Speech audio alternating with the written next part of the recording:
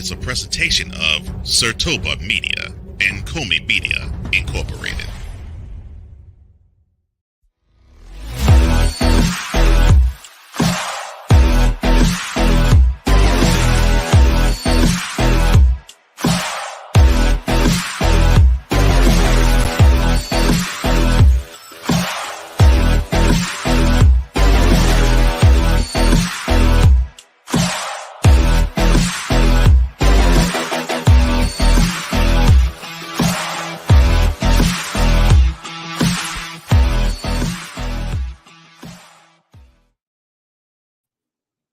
Welcome back to another edition of Total Football Talk.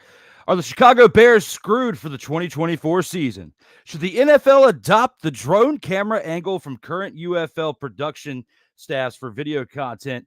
And how are things looking for wide receiver Rashee Rice of the Kansas City Chiefs? All that and more on this edition of Total Football Talk.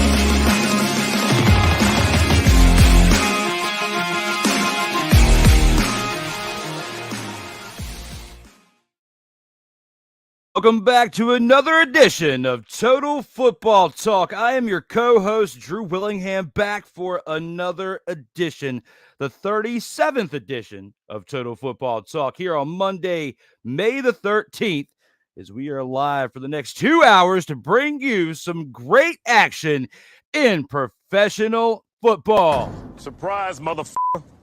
Or is it? Or is it? Now, look. When it comes to this Total Football Talk action, we are here. We are live every Monday, 4 p.m. Eastern Time, 3 p.m. Central Time, and what would it be? 1 p.m. Pacific Time. So for those of you out there across the United States, across the globe, make sure you are here every Monday to check us out. But without further ado, we have to get started with our program, that being Total Football Talk number 37. And we've got some things to discuss in this show. We've got to discuss UFL's Week 7 recap, Week 8 preview, and we got some NFL topics to discuss along that as well. But without further ado, I have to introduce my co-host, as always, the EP of all EPs, Cole Johnson. Oh Lord, well, thank you. You do me such honor with such a rousing intro. Thank you. I appreciate that. I try my best to get it close to Cole Johnson level, and with Cole Sports, but with the Z. But I miss that show so much. Mainly the with the Z in there. That's my favorite part. That's why when I bring out beyond the streams with the Z, hopefully at some point, Cole Johnson can do the voiceover for that with the Z, and that would be amazing. But that would be later in 2024, not right now. I already have too much going on in this moment. Speaking of which, we have a lot going on right now in professional football. We witnessed a lot this past weekend. We had one, and I mean one fantastic game, finally in the UFL, because the past few weeks have been pretty bleak, all right? Now, we got some things to talk about this week, and I look forward to covering it with you here in the opening drive. All right, let's go. We got trips, right? At 42, 989. On two. Ready? Great.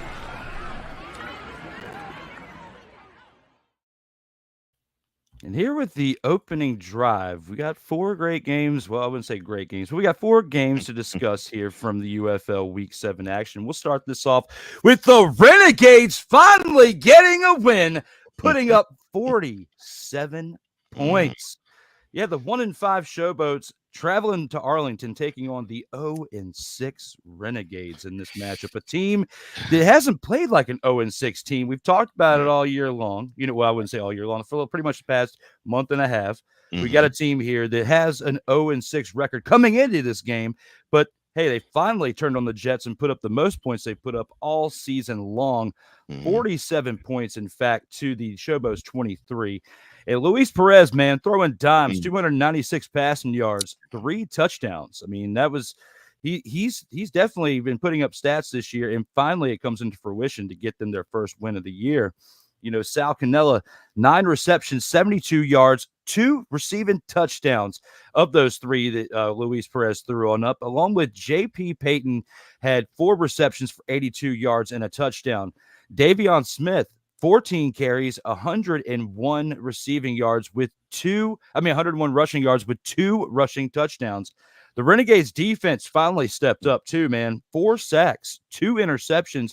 Joe Powell and Tenny Adewasi step up, as well as 2 fumble recoveries by that defense. The other side of that, the Showboats, Troy Williams, 127 passing yards, a touchdown and an interception, along with 6 carries and 34 yards for the touchdown, combined with Case Cookis' 103 passing yards and a touchdown with an interception, and Dawood Davis contributing with 7 receptions to 83 receiving yards, a touchdown, and the invincible one, Vinny Papali, the son of Vince Papali, 7 receptions, 55 yards, and a touchdown. Just wasn't quite enough to get this team over the hump. What were your thoughts when it comes to this game right here, Cole, in this Renegade Showboats game? Looks like he might have had to step away for a second. Well, I'll give my thoughts for it because, coming into this episode, Cole had some things he had to take care of. So this might be one of those moments where he had to step away for a few minutes, has some maintenance going on at the house, but won't go any further than that. But first of all, let me acknowledge the chat that we have here. We have Sick Diggy in the house saying, "What in the all types of blue hell," he says. And Cole is back. Total Surprise, motherfucker. Why?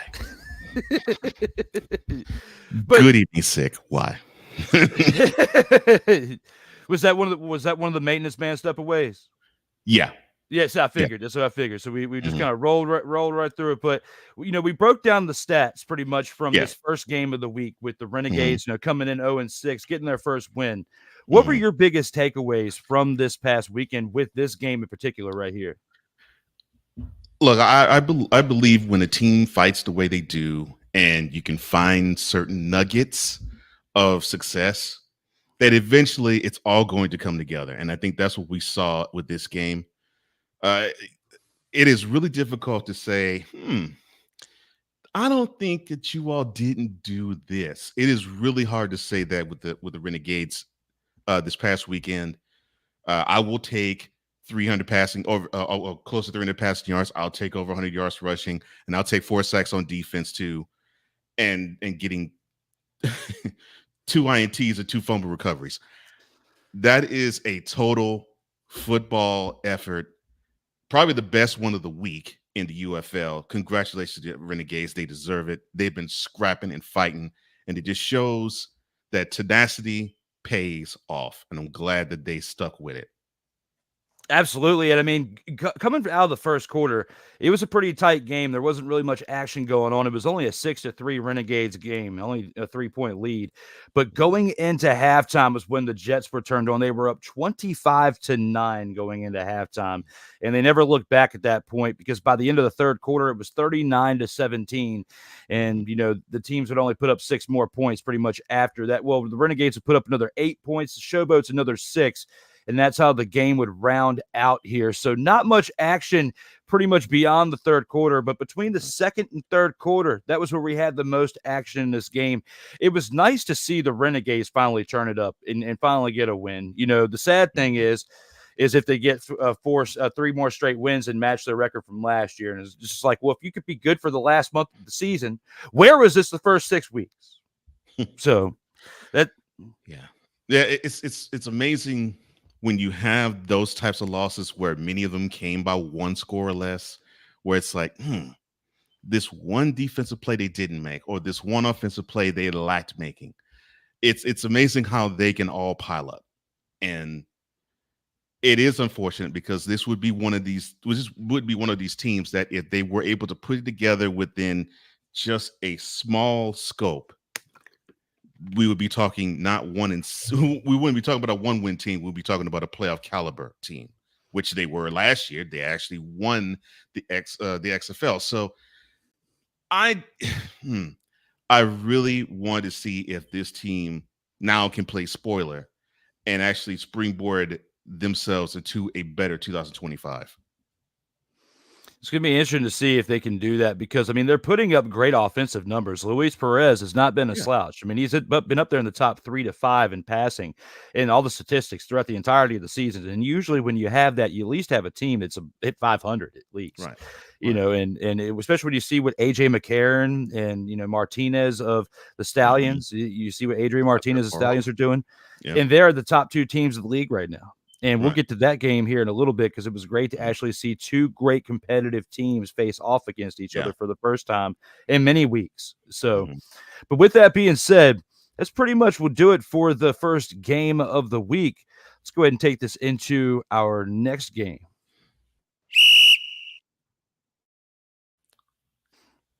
The next game being the Michigan Panthers traveling to D.C. to take on the Defenders. The 5-2 now Michigan Panthers get the win 22-9 over the now 3-4 Defenders. For this matchup this past weekend, Bryce Perkins, 116 passing yards, but Matthew Colburn II, though, was one of the leading charges for the Michigan Panthers. 16 carries, 137 yards. Though Wes Hills got 10 carries for 37 yards and got the touchdown, still doesn't take away from Colburn II's contributions from this game. Samson Nacua, though, we talked about his debut the week before, the brother of Kai Nacua and Puka Nacua. He kind of went off a little bit more this upcoming week, tripled his receptions because last week he only had 2. This week has 6 for 45 yards.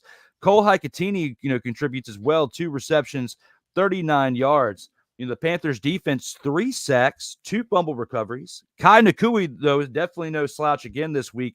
8 tackles, 7 of those being solo. But the big story, though, for the Michigan Panthers is, again, Jake Bates, Cole, 3 for 3 on field goals. First one going for 51 yards, another 50 plus, to add to the numbers for this season. The next one being 22 yards, and the third one being 40 to go perfect on the day to help this team attribute 22 points. Jordan Ta'amu, 127 passing yards and a touchdown, along with Jalen McClendon, 73 passing yards total for, about 200 yards, but can only put up 9 points altogether. Ty Scott, 2 receptions, 87 yards receiving with a touchdown, along with Kelvin Harmon still getting, numbers, 6 receptions for 37 yards. The Defenders running backs, though, another week of dismal action on the ground, 58 rushing yards on 13 attempts. When you put all that together, what were your thoughts, when you see the highlights and everything from this game right here? For a casual fan, they would say this game was ugly. From a pure standpoint, yeah, I mean, you could say this game was ugly, but you could take some things away from it. And look, this was basically a defensive style of game where it just depended what points were coming at a premium. Although, well, the Defenders' defense couldn't stop Michigan's as much. But I think it's now time for us to talk about, and I know this sounds really strange to say this, Jake Bates could be an MVP candidate this year. And I know you're like saying, wait a minute, Cole, wait a minute, that's a kicker. Well, there is precedence because from in the NFL handles, from my partner's favorite team,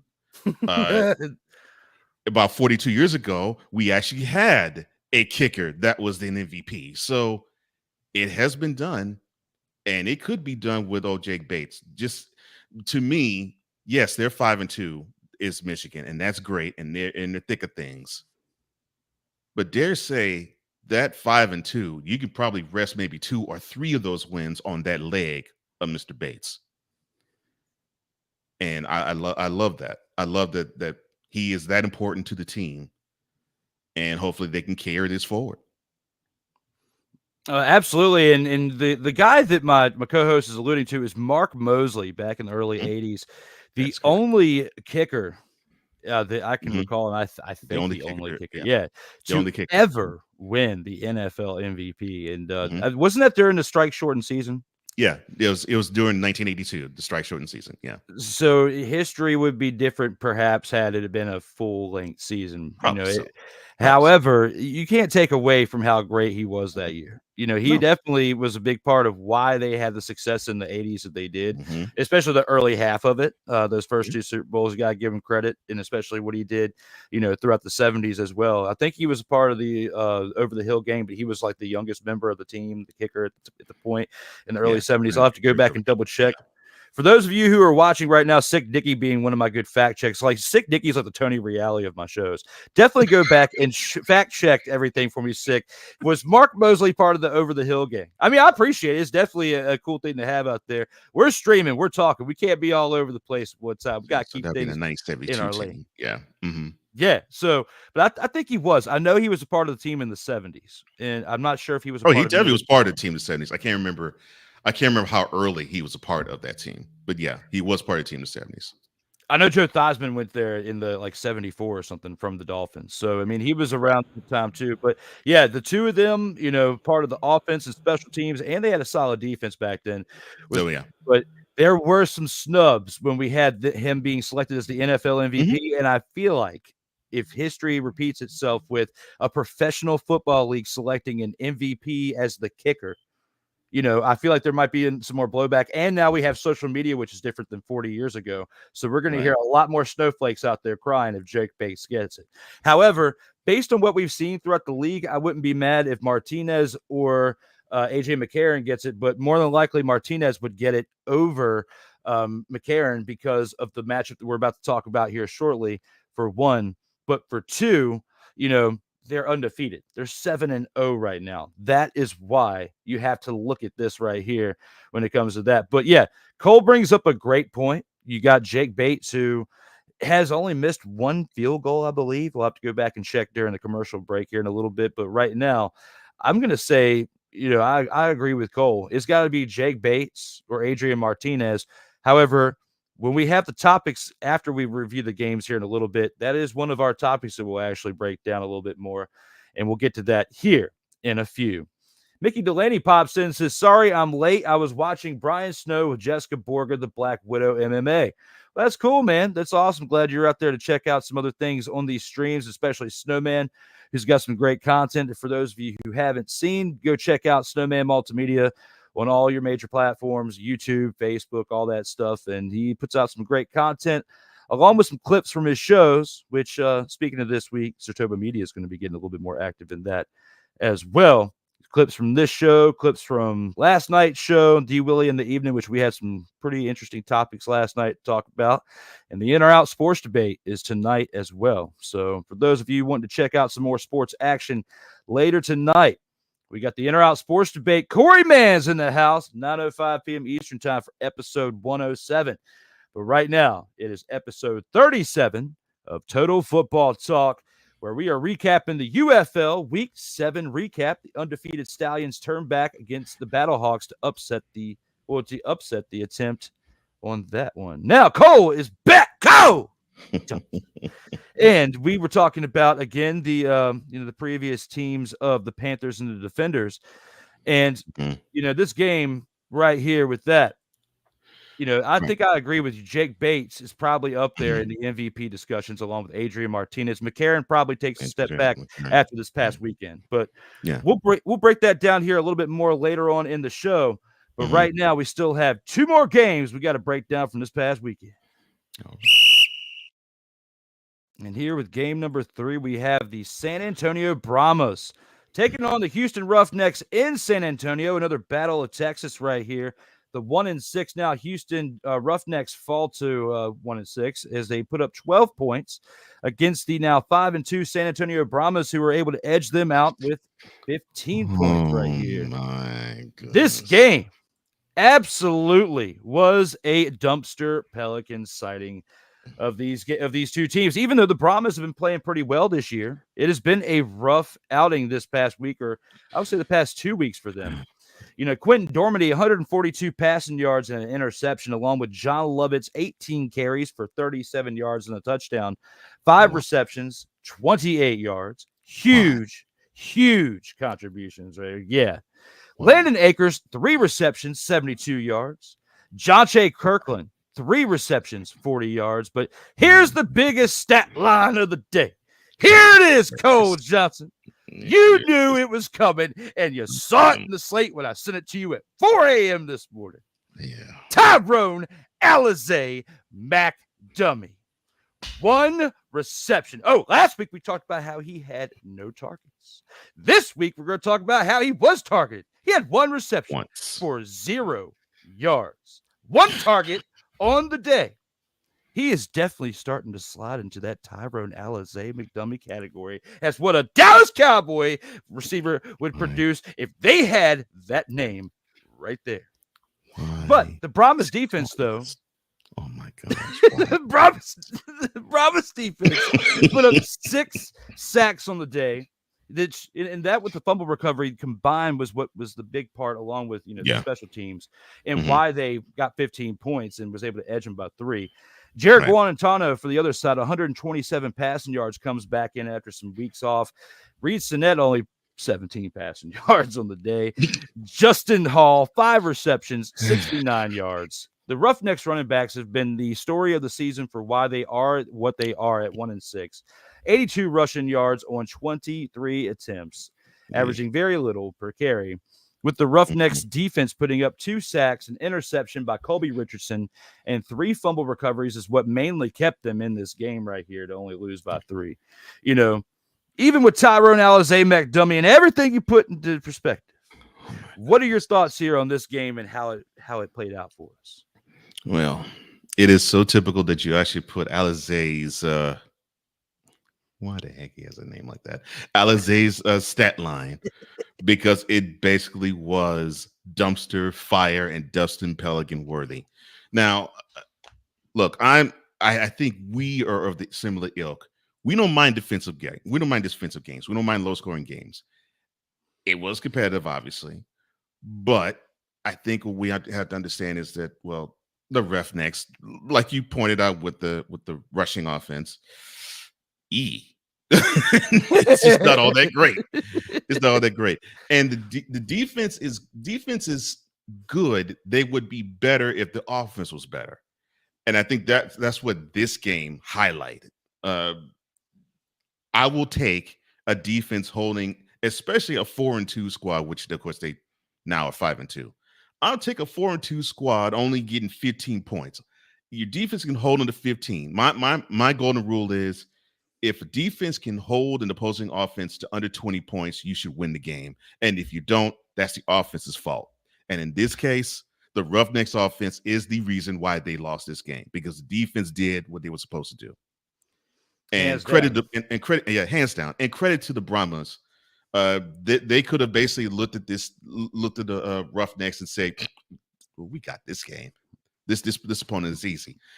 And they didn't.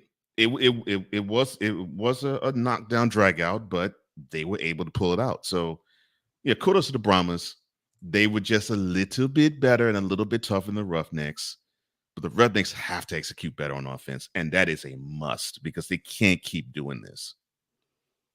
And they absolutely cannot. They absolutely cannot, because there's no way that they are going to, have a playoff run and get there in the next 3 weeks if they keep playing like this against dumpster Pelican teams. Because the Houston Roughnecks barely got that 1 win of the season. It should be the Renegades who have 2 wins. They should be 2-5 right now, minimum, based on the other outcomes of the games.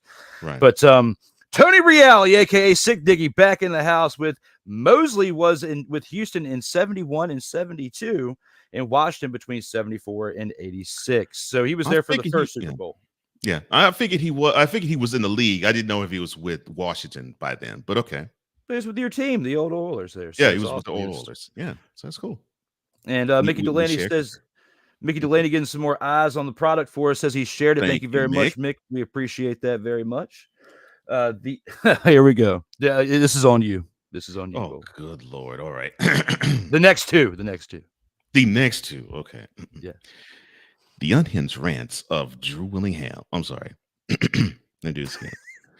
The unhinged rants of Drew Willingham are brought to you by Yuckmouth Dental Insurance. Either keep it minty fresh or keep it shut. And Wally Yeti beanies. The coldest beanies for all year long wear. Yeah, I'm clipping that out.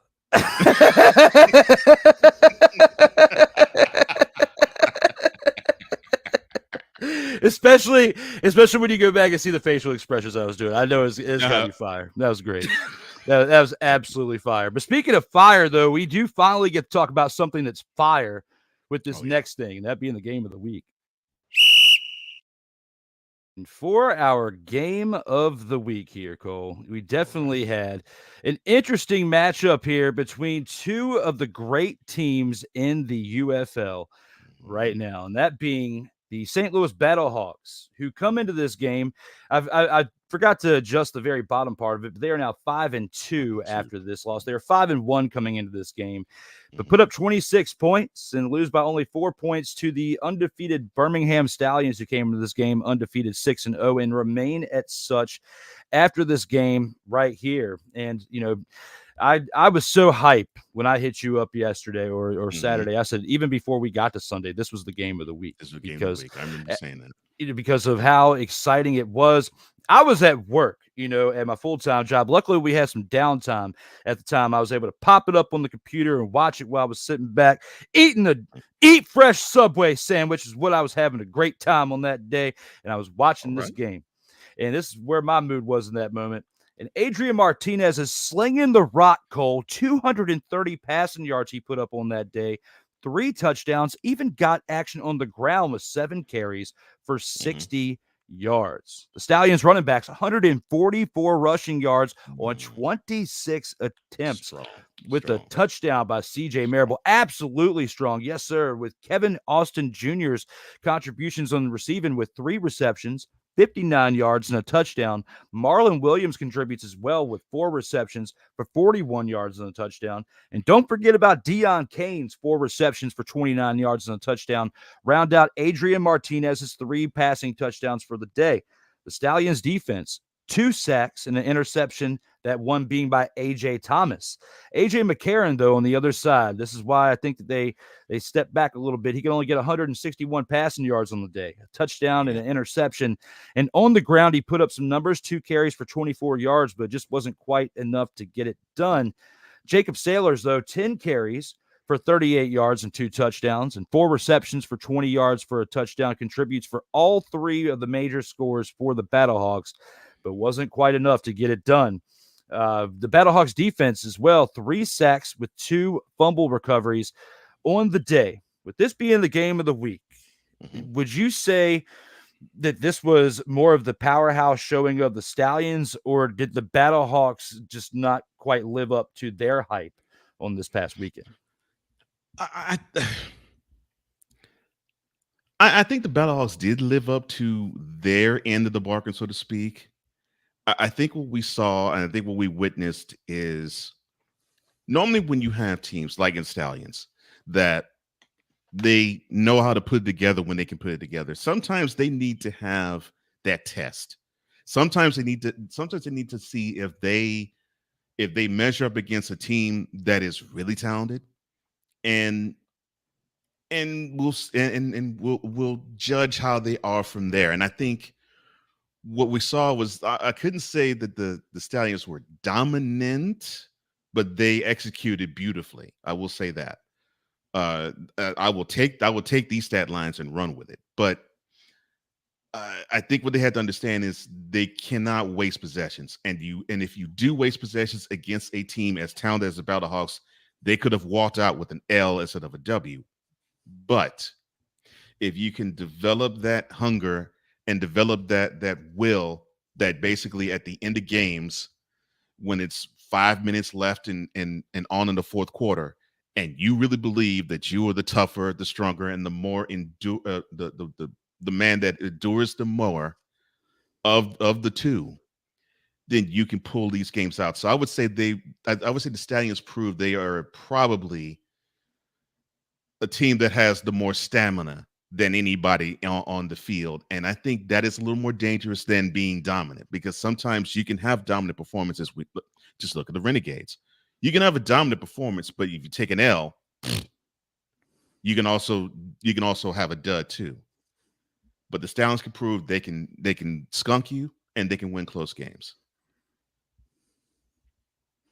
I would definitely agree with that too. And, we talked about it last week, and it's been a topic on this show for several weeks now, even with Cool McCain and with Kyle Nash when they were in here too, talking about what team can beat this team right here and beat the Stallions. And is it possible? And we thought that the only team, I said at first it was going to be either the Defenders or the Battlehawks, and I was wrong about the Defenders. I eat the crow. I admit it. I was wrong about that team right there. But this other team, the Battlehawks, was the only thing that we thought that could resemble as close to a team that could take this away from the Stallions and having an undefeated season and potentially tri-peating, because they're the back-to-back USFL champions. And they're, potentially going to win this year for the UFL League, or at least go undefeated. They may get upset in the playoffs. But this could have been a good test for the Battlehawks, because if these two teams meet up again in the UFL Championship, the Battlehawks could have definitely seen enough to get an understanding on how to beat this team. They got close enough. They just ran out of time. When you look at how this game really breaks down, I mean, this past Saturday, it was a great matchup. A later game in the day, it was we have two games in a day on Saturday and Sunday, and it was the second game of the day.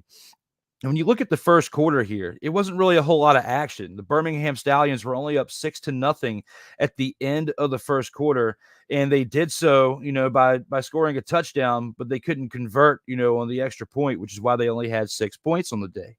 Then you go back to the second quarter, and that's when it started to get rolling a little bit. That's when both teams were really starting to sling it around.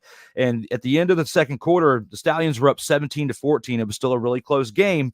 This time only up by 3 points as opposed to 6 like they were in the first quarter. Starting off the second quarter, the Battlehawks got a field goal, only down by 3, followed by a Stallions field goal to take it up 9-3. Then you have the touchdown that they take on by the Battlehawks to get the lead at 11-9, and that's when I hit up Cole on Saturday. I was hyped. At work, all excited about this Battlehawks team having the lead over the Stallions and seeing something that we had not seen all year, which is the Stallions losing during a quarter, at any point of the game. Stallions down by 2 at that point.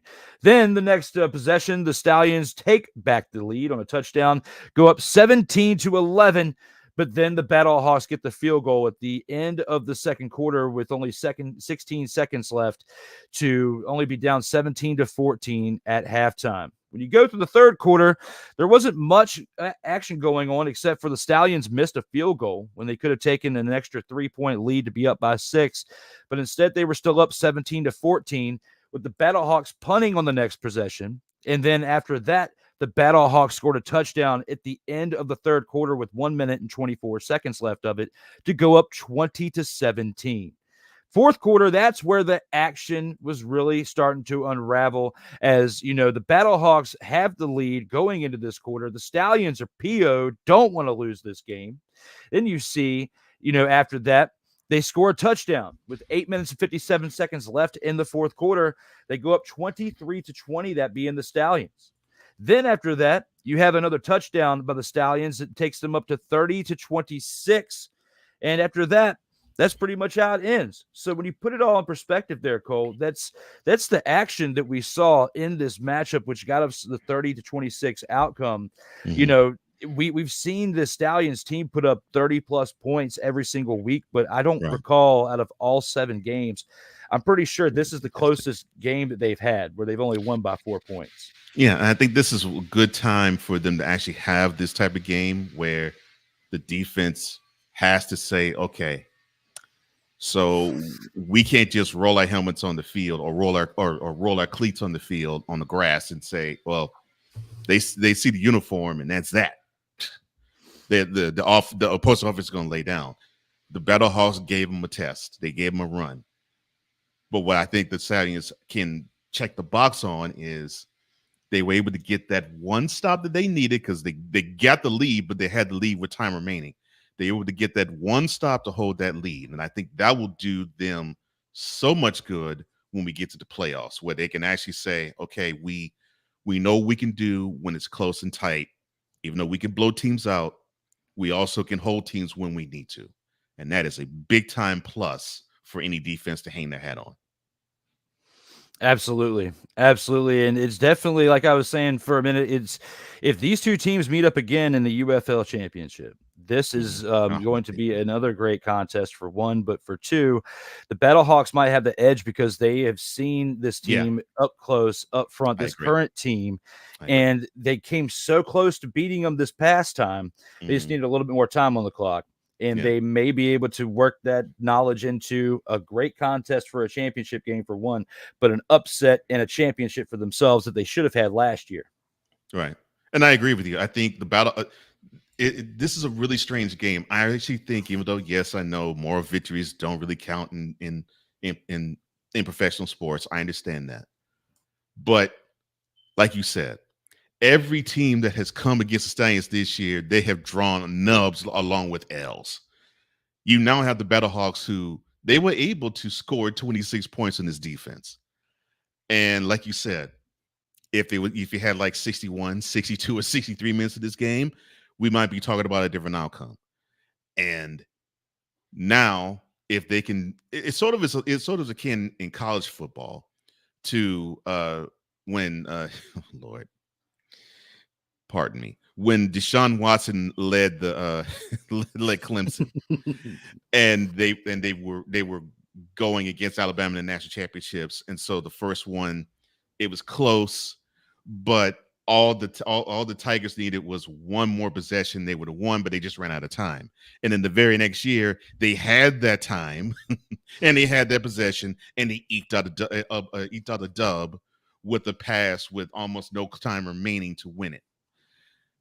I could see the Battlehawks and Stallions having that type of game in the championship, where they know what the Stallions can do. They feel as though they can hang with them.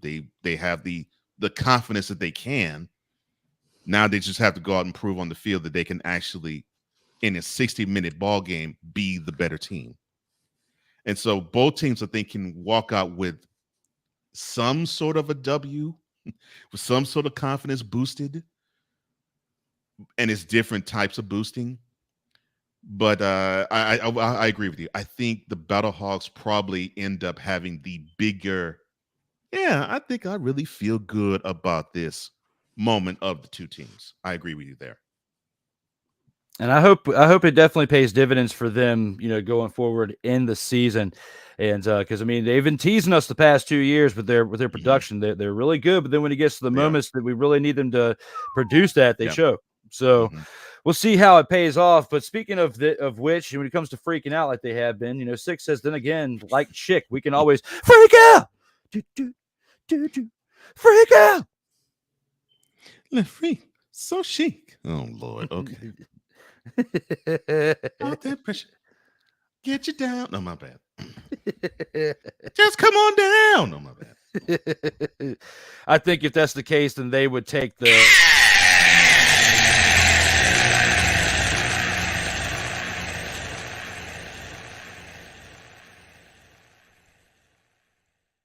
Come on now, is that total surprise, motherfucker? Sometimes if you're just going to freak out like that, you're going to need to stop it. Get some help. They had to take the L. I needed that laugh. That was funny. Welcome to Mondays. Myself and Kyle are here for you to bring you the shenanigans and football all wrapped up in one. And with that being said, we have to take a quick commercial break. When we come back, it's probably just going to be me for a little bit, but we'll see Cole return here in a little bit. Got the gridiron scoop to discuss. I'll see you guys here on the other side of our commercial break for that discussion. All right, let's go. We got trips, right? at 42, 989 on 2. Ready? Break.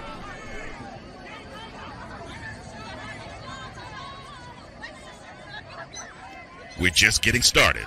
Total Football Talk will return right after this.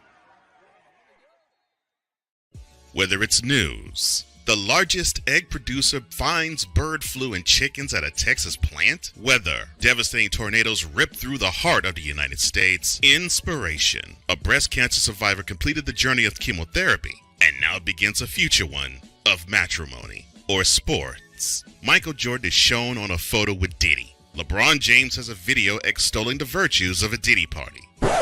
This has been yet another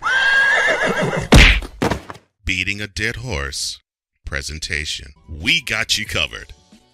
BS3 Network proudly presents The Morning Shift with Cole Johnson. Live every weekday morning beginning April 29th at 8 a.m. Eastern, 7 a.m. Central.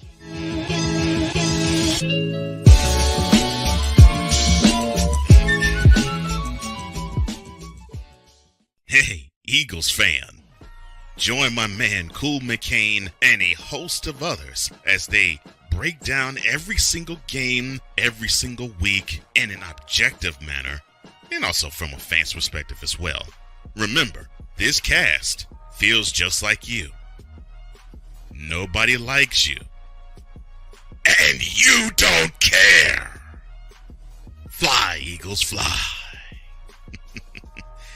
Eagles Elite Podcast. Every Wednesday at 8:30 p.m. Eastern on YouTube and other podcast outlets.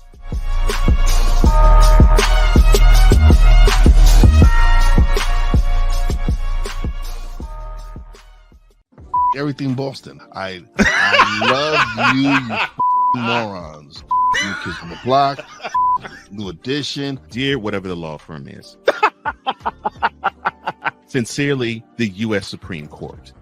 Ben Affleck, Matt Damon. Go yourself again, Jason Whitlock.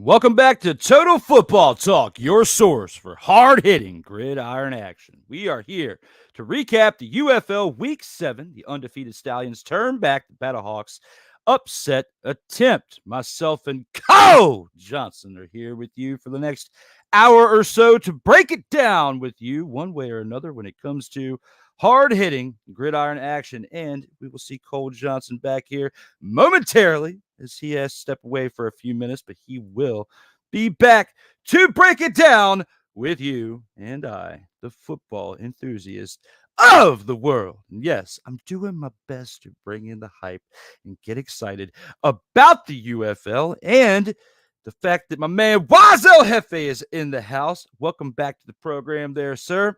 Hope to get up with you for another in or out sports debate here really soon. And speaking of which, while we have a few minutes before Cole gets back, you can see episode 107 tonight, 9:05 p.m. Eastern time on SIRTOBA Media, where the struggle is real to be awesome. Kyle Nash and I brought the show back last week with episode 106.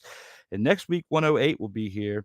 And it will be here every single week going forward. In or out sports debate, you can see it tonight, 9:05 p.m. Eastern time. And those of you who are watching who have been guest panelists on it on the past, look forward to bringing you back here very soon for some more action where we go head to head and debate the topics and the fans decide who wins. Who wins? You decide. On the In or Out Sports Debate, brought to you by SIRTOBA Media, where the struggle is real to be awesome. And welcome back to Total Football Talk, though, where we are here to talk about football action. In the past segment, Cole and I broke down the 4 games from this past weekend, that being the Renegades and the Showboats, the Panthers and the Defenders, the Brahmas and the Roughnecks, and the Battlehawks and the Stallions. Now we have to take this into the Gridiron Scoop, talk about what we have on our slate for this upcoming part of the show.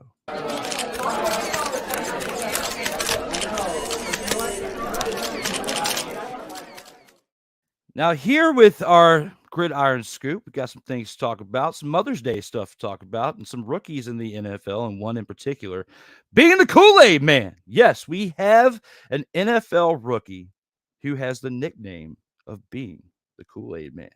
His name being Kool-Aid McKinstry. And the NFL rookie himself bought a Mercedes-Benz SUV for his mother this past weekend.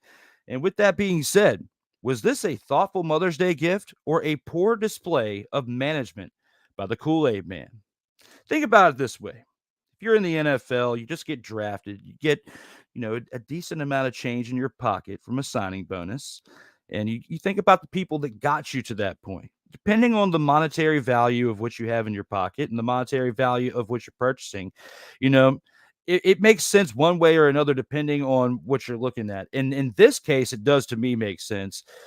Did she need a Mercedes-Benz SUV? Maybe the style and the price tag, maybe not. But maybe mom did need a new car.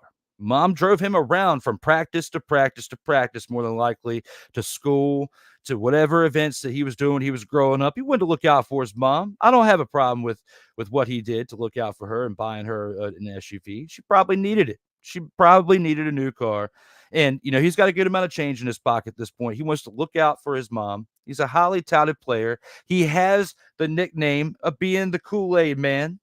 All right. When you have a name of being the Kool-Aid Man and you are a player, you're going to get some extra money. You're going to get some marketing opportunities out here in these streets and in these streams. You're going to make some money. All right.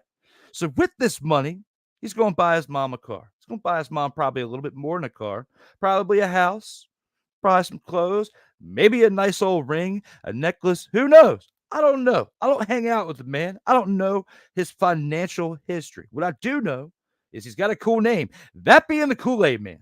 And that, in fact, definitely pays dividends. He's going to take that money and run, whether he's good at his job or not. Hopefully he is good, because I want to see somebody with the name the Kool-Aid Man popping up on my screen in the NFL while I'm watching this on Sunday, so that way when we're back here the following Monday, we have something to talk about and talk about the Kool-Aid Man and his action in the game from the previous weekend, and not just him buying a car for his mom. Although I support his message of looking out for those that looked out for him, because he wouldn't be where he is without his mom looking out for him for all those years, those first early years of changing his Huggies and cleaning the crap out of them, putting fresh ones on and sending him on his way to where he started walking, started talking, and started taking over the gridiron. When you put all that in perspective, you got to give the man his credit, because he did the right thing here. He got his mom a new car. Did it have to be a Mercedes-Benz SUV? No. But the fact that it is makes it so much cooler. We're starting this out hot, ladies and gentlemen. Let's see what you guys got to talk about here in the chat. Let's see what you guys are saying. We got Ike in the house saying, "What's up, fellas?" Even saying, "What up, Diggy?" The two of them go back and forth in the chat at times. Along with, did you guys start talking about Rashee Rice yet? No, we have not. I'm doing my best to push that back as far as I can, as I want to talk about that with Cole when he gets back in. But when it comes to that topic, we are going to be dropping down some hammers when it comes to the Rashee Rice topic. Yes, sir. Sick Diggy says, "Let me re-edit that ad. Hold on." Oh, no. This is going to be great. This is going to be very great. Wazel Hefe again saying, "Hello, gentlemen." I had to bring him back up there again. Total Football Talk.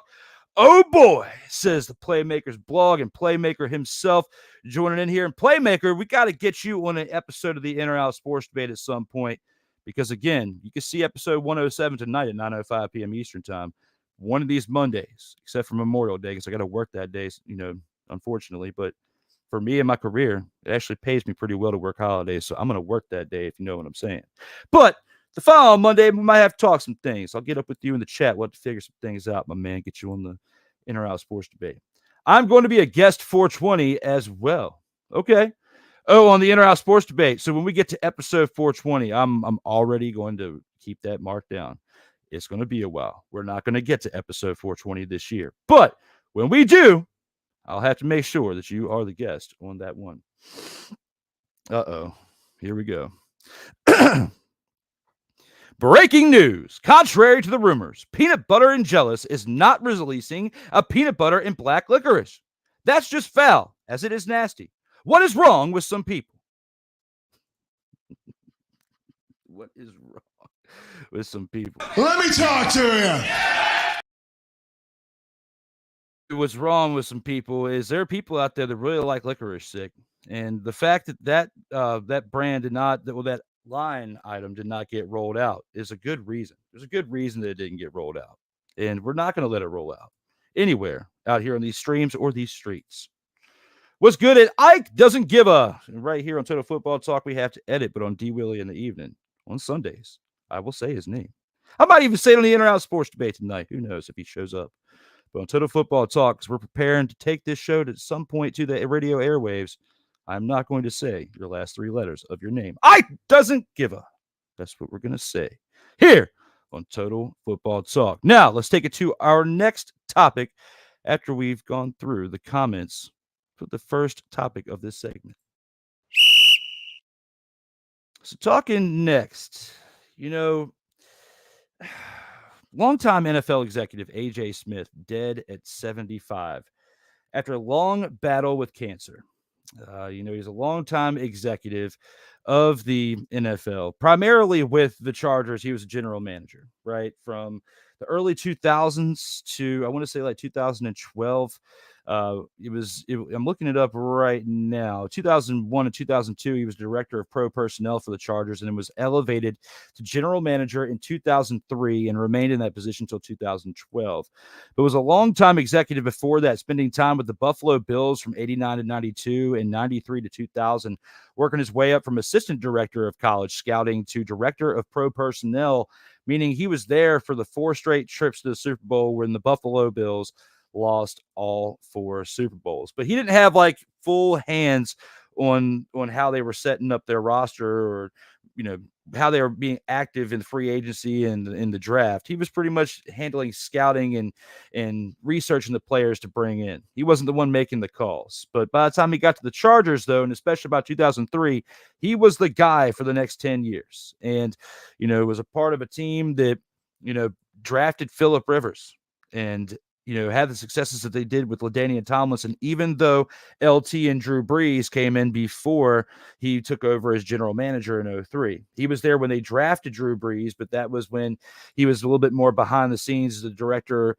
of pro personnel and the assistant general manager. He wasn't making the full calls, but he was still part of those early on decisions to bring in LT and Drew Brees. Was the one that traded Drew Brees. Or no, Drew Brees signed with the Saints because he was a free agent after that year. He decided not to bring back Drew Brees. So he was a part of some big moves that had a lot to do with the success, and some could argue the downfall of the Chargers, because there was a while during the 2000s when you had Marty Schottenheimer as the coach, when LT had that one historic season putting up and setting the touchdown record and doing phenomenal things in the background. And I still forever will love those Charger blue jerseys, okay?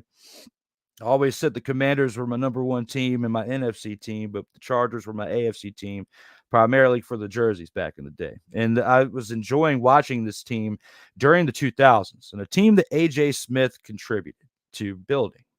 So when you look at this right here and you think of this man, he's 75 years old. He was in his 50s when he put this team together. He was, well, if you look at it now, he was like, yeah, he was pretty much in his 50s when he went to the Chargers. So throughout his 50s, he did some great things building the Chargers, but also in some ways didn't build them enough because they were either on the cusp of getting to the big game and just couldn't quite get there. And you could argue that they were a piece or two away on both sides of the ball, on offense and defense, that kept them from getting over the hump.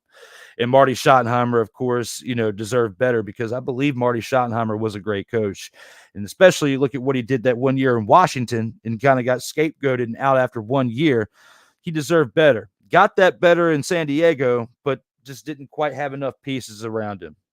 The worst move I think that he made, and that being A.J. Smith, was bringing in Norv Turner, because Norv Turner, after Schottenheimer, completely screwed the pooch and it didn't really work out. So to me, you could argue on one hand that he made some great moves for the Chargers, but then on the other hand, made some equally as balanced as bad moves for the team as well in their future.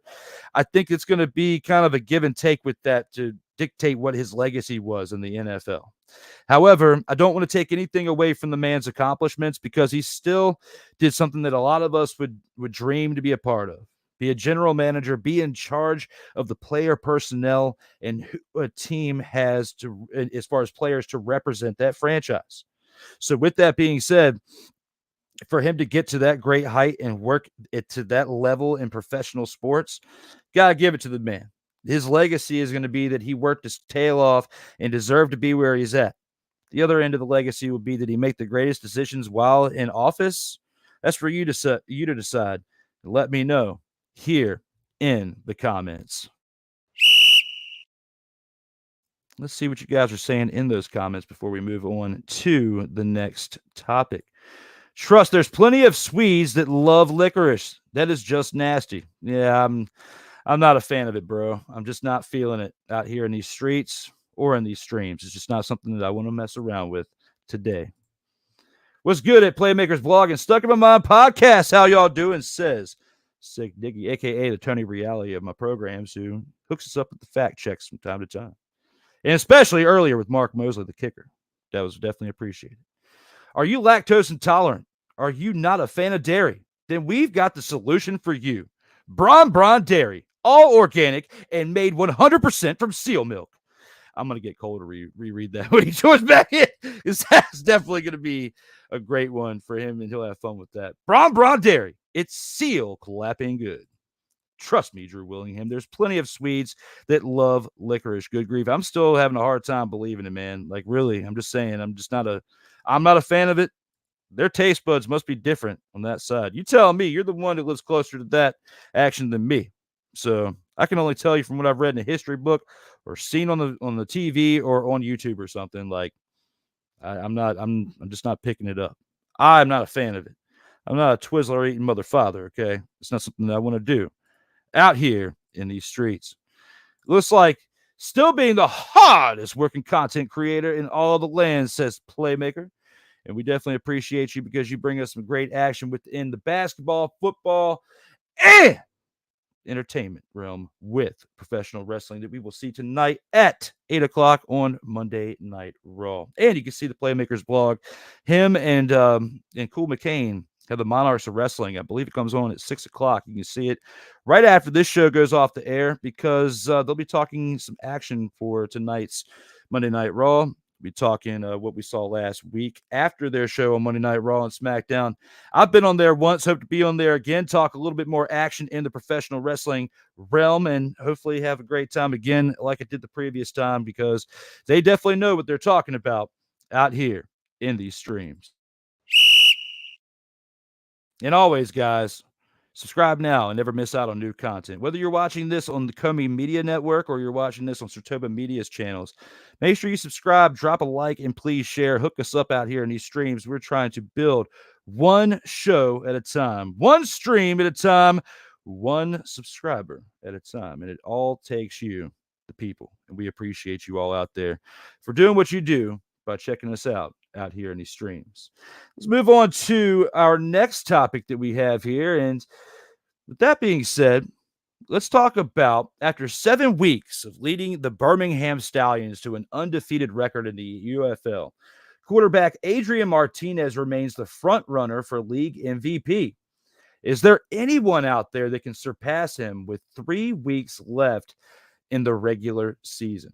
And Cole and I were talking about this a little bit earlier with the Michigan Panthers game and with what Jake Bates has been doing.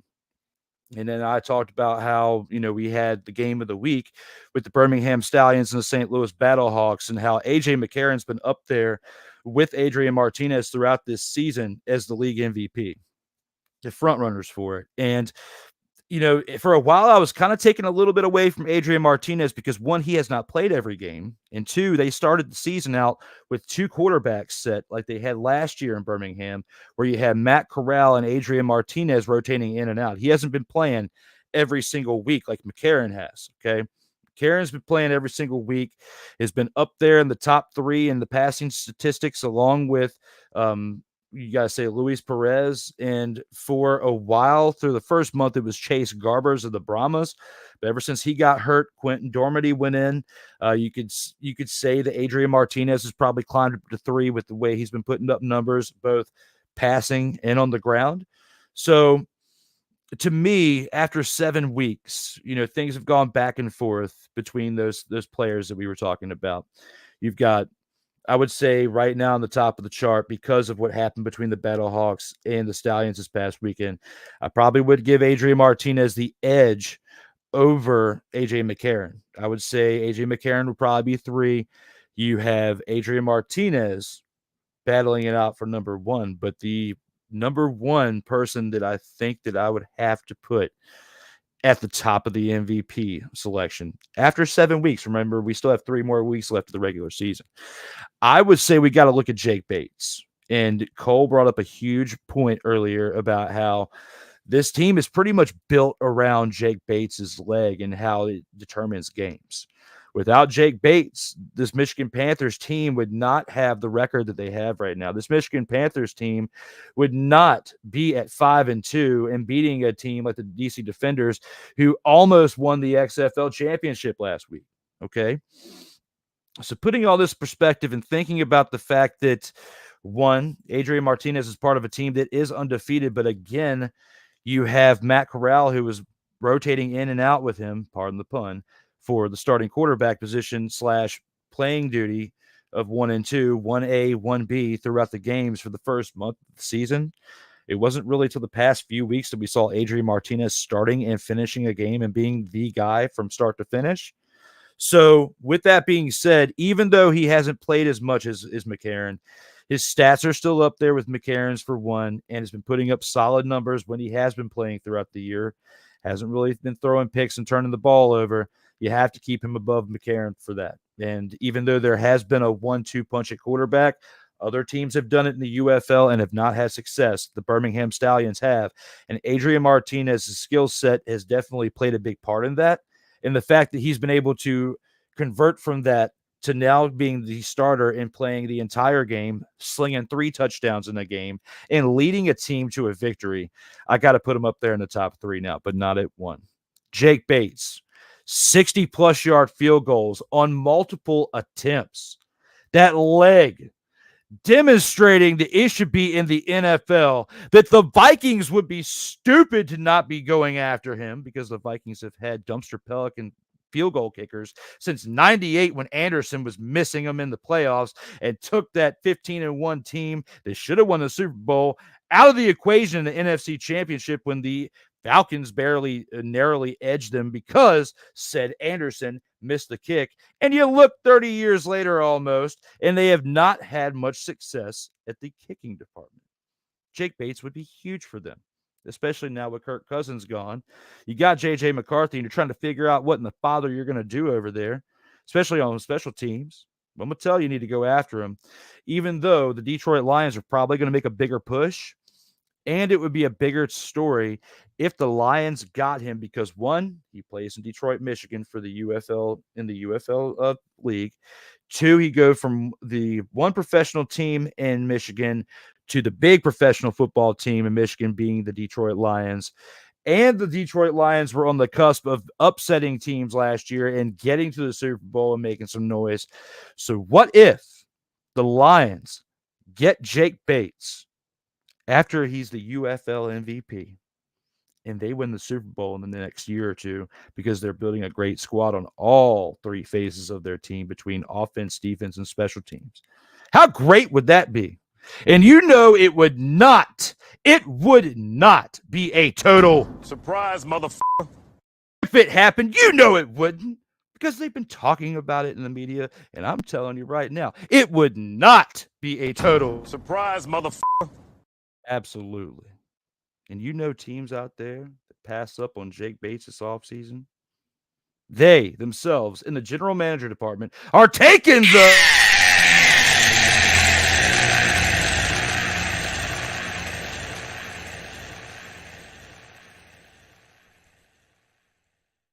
oh yeah, We took it there. Yes, sir. Acknowledge me. That's how it is out here in these streams when it comes to that. I think Jake Bates is the UFL MVP as of right now through 7 weeks. Cole does too. What do you think? Let us know out here in these comments. Playmaker says Jared Goff has reset the QB market 4 years, $212 million with $170 million guaranteed.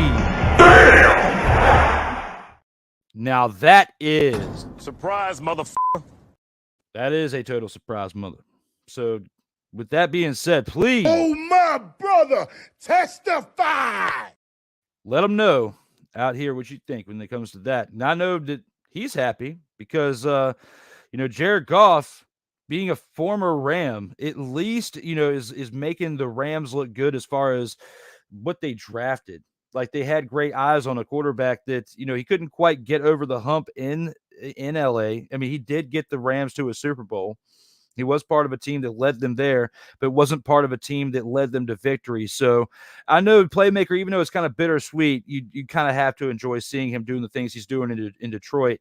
It would be nice to see him get a ring for a team that, one, has not won a Super Bowl yet, but two, seeing this money pay dividends, because that's a pretty big contract, but that definitely does reset the market. Cool McCain in the house says the following is technical difficulties, but Ain't nobody care. Who cares? Ain't nobody care. facts, bro. But hey, when it comes to that, nobody cares. We're having technical difficulties out here. We're just having fun out here in these streams. D Willy, my BIB, Brothers in Broadcasting. Absolutely. And Cool McCain, I was talking about it earlier.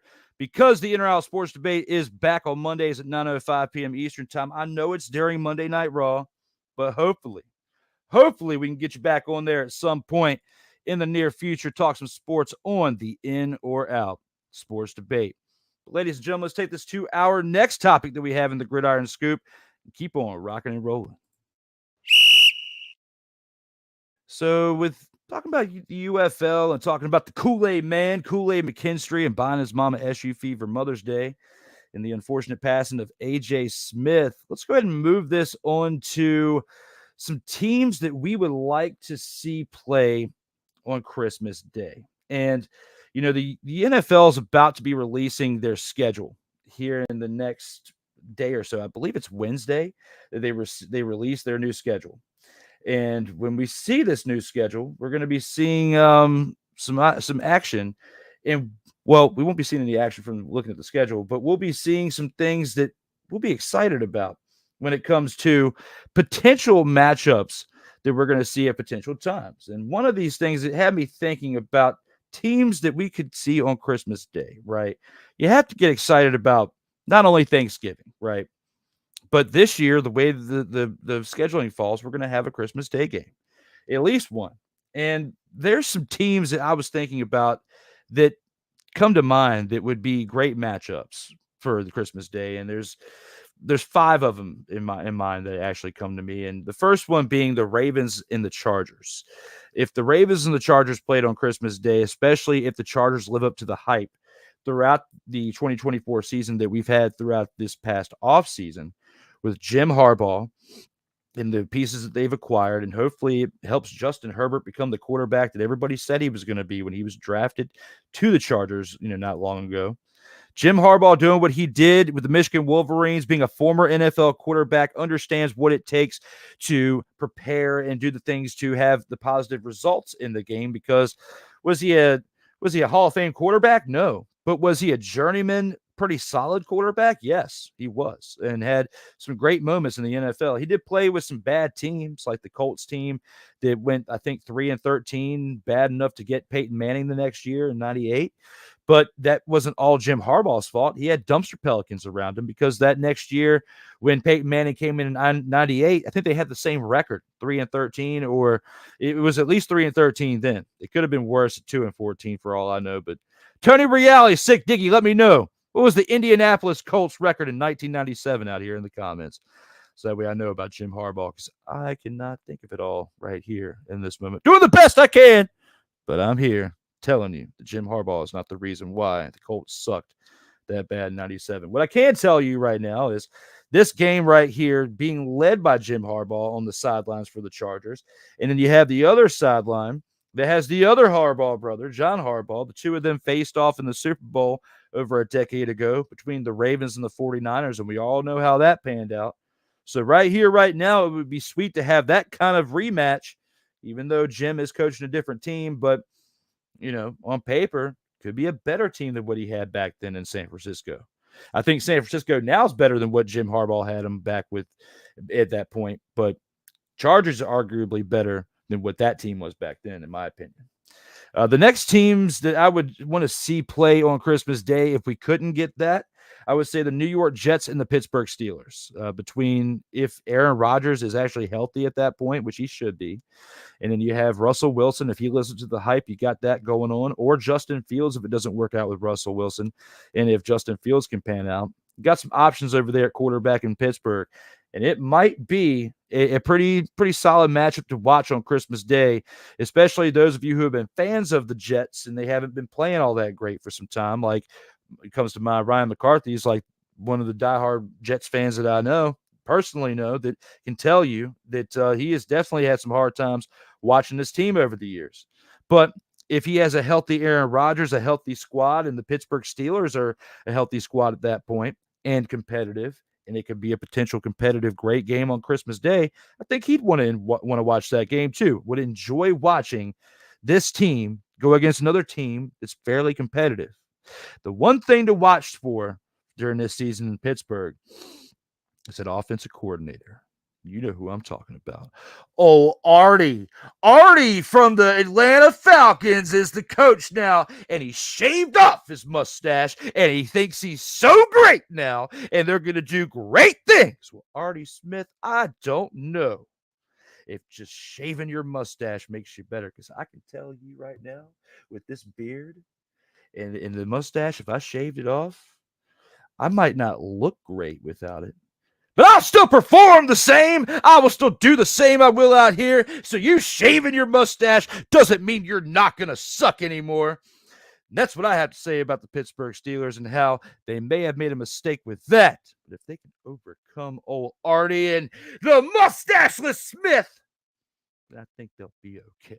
We'll have to see when it comes to that. The next game that I would say, and this is going to make Cool McCain very, very, very happy, as well as Waz El Jefe, because I'm not up here saying they're going to go 1-7 again. We haven't even gotten to the predictions yet, but I'm pretty sure based on the way this team has made some moves this offseason, I'm not going to be predicting them to go 1-7. So you can reel back in your Mr. Disrespectful comments. Still love you, brother. But yes, they deserved to go 1-7 last year, but they didn't. They went 1-5, and it's okay. And my team took the major.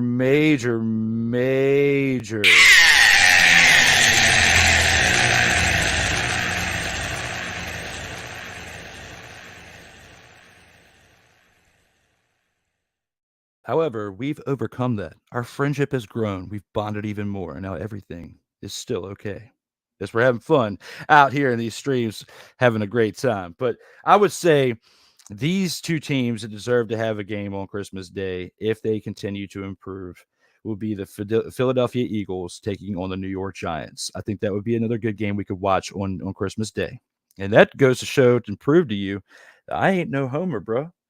Just because I'm a Commanders fan doesn't mean I'm not going to tell you straight up what we should be watching out here in these streets and these streams and these TVs. And I'm going to tell you that we should be watching the Philadelphia Eagles and the New York Giants on Christmas Day is my third choice. I didn't make them my first choice. No, I did not. But I sure as hell didn't make them my last choice either. I made them a good choice. I gave them not 5, not 4, but 3 on the list. And that being the Eagles and the Giants. Let's see them on Christmas Day, y'all. Let's see all 5 games that I have on my list on Christmas Day. It's not possible, but it would be amazing if we could. Las Vegas Raiders and the New Orleans Saints is my choice for the next one. And we've already got the Derek Carr, David Carr brother, Derek Carr, David, Derek, whatever you want to call him, but it's Derek. David was the older one. But Derek is the one that went from one team to another. Went from one dumpster Pelican team to one that's not trying to be so much of a dumpster Pelican team, that being the New Orleans Saints. But since Drew Brees has rolled out, unfortunately, they have been displaying their dumpster Pelicanisms from one week to another. And Derek Carr definitely was a dumpster Pelican quarterback last year, in my opinion. Flashes, yes, at some points. But overall, rocking the Carr name, rocking the Carr legacy, that be the dumpster Pelican at times. That's what we saw. And now you're going to play against a Las Vegas Raiders team that has retooled in some departments, retained their interim head coach and Antonio Pierce, who has a great attitude and is a great leader and was when he played the game as well, which is why he has a Super Bowl victory, to his credit. Also formerly played with Washington, and Washington screwed the pooch by letting him go.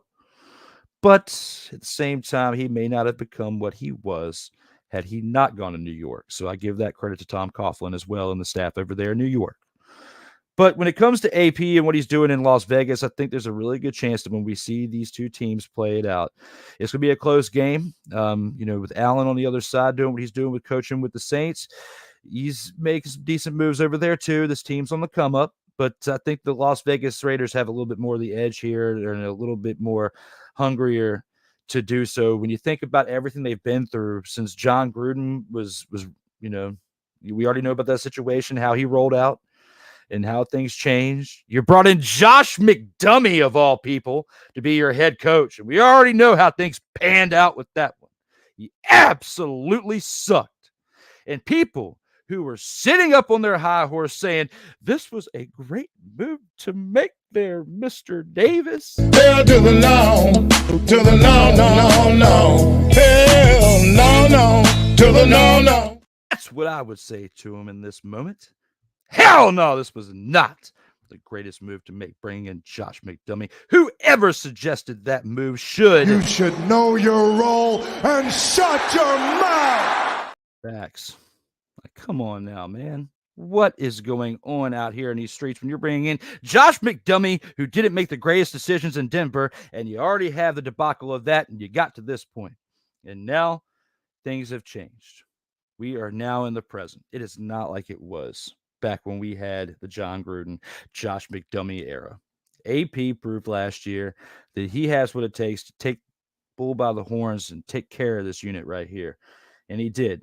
And that's why he got the opportunity that he did. And I think that if these two teams played against each other, it would be, the AP-led Las Vegas Raiders potentially against a Derek Carr team that is okay at the time.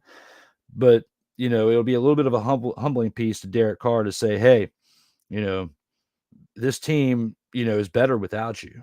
And you going somewhere else doesn't mean that you're as good as you say you are.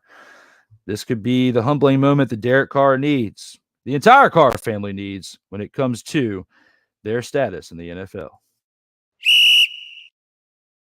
And lastly, we're going to talk about one more thing in the Gridiron Scoop, and that being the previous unreported SMU incident could impact NFL discipline on Rashee Rice. How do you see this process working out for the star wide receiver, and how will this impact the Chiefs this upcoming season? Think about that for a second, you guys, and let me know here in the comments. And I will get to that after I address some comments here in the chat. As Cool McCain is saying, say less, when we were talking about the Philadelphia Eagles, and a good one, a good choice. Brother versus brother. Yes, when you have the Eagles and the Giants facing off on Christmas Day. That would be one of my choices for Christmas Day games. If we could only have two, I would pick that as one of my two. We do have two more games. There was one more game I've missed. I gave you guys 4 games. There was one more game that I do need to add to that before we move to that Rashee Rice topic, and I'll tell you. And then you'll probably call me a homer after that. But this being Sick Diggy's statement saying the 97 Colts were 3-13 that season, so I was right. In the next season, they were 3-13, so 97 and 98. Because I remember Peyton Manning was 3-13 in 98 and also set the interceptions record. He set the rookie touchdown passing record and the overall, no matter how old you were, interception record for that year. I don't think that's been broken yet either. So he wants somebody to break it though, but it hasn't. Some people need their facial hair. Some men need their mustaches, says Sick Diggy. Hey, it is what it is out here in these streets. Interesting, says Cool McCain.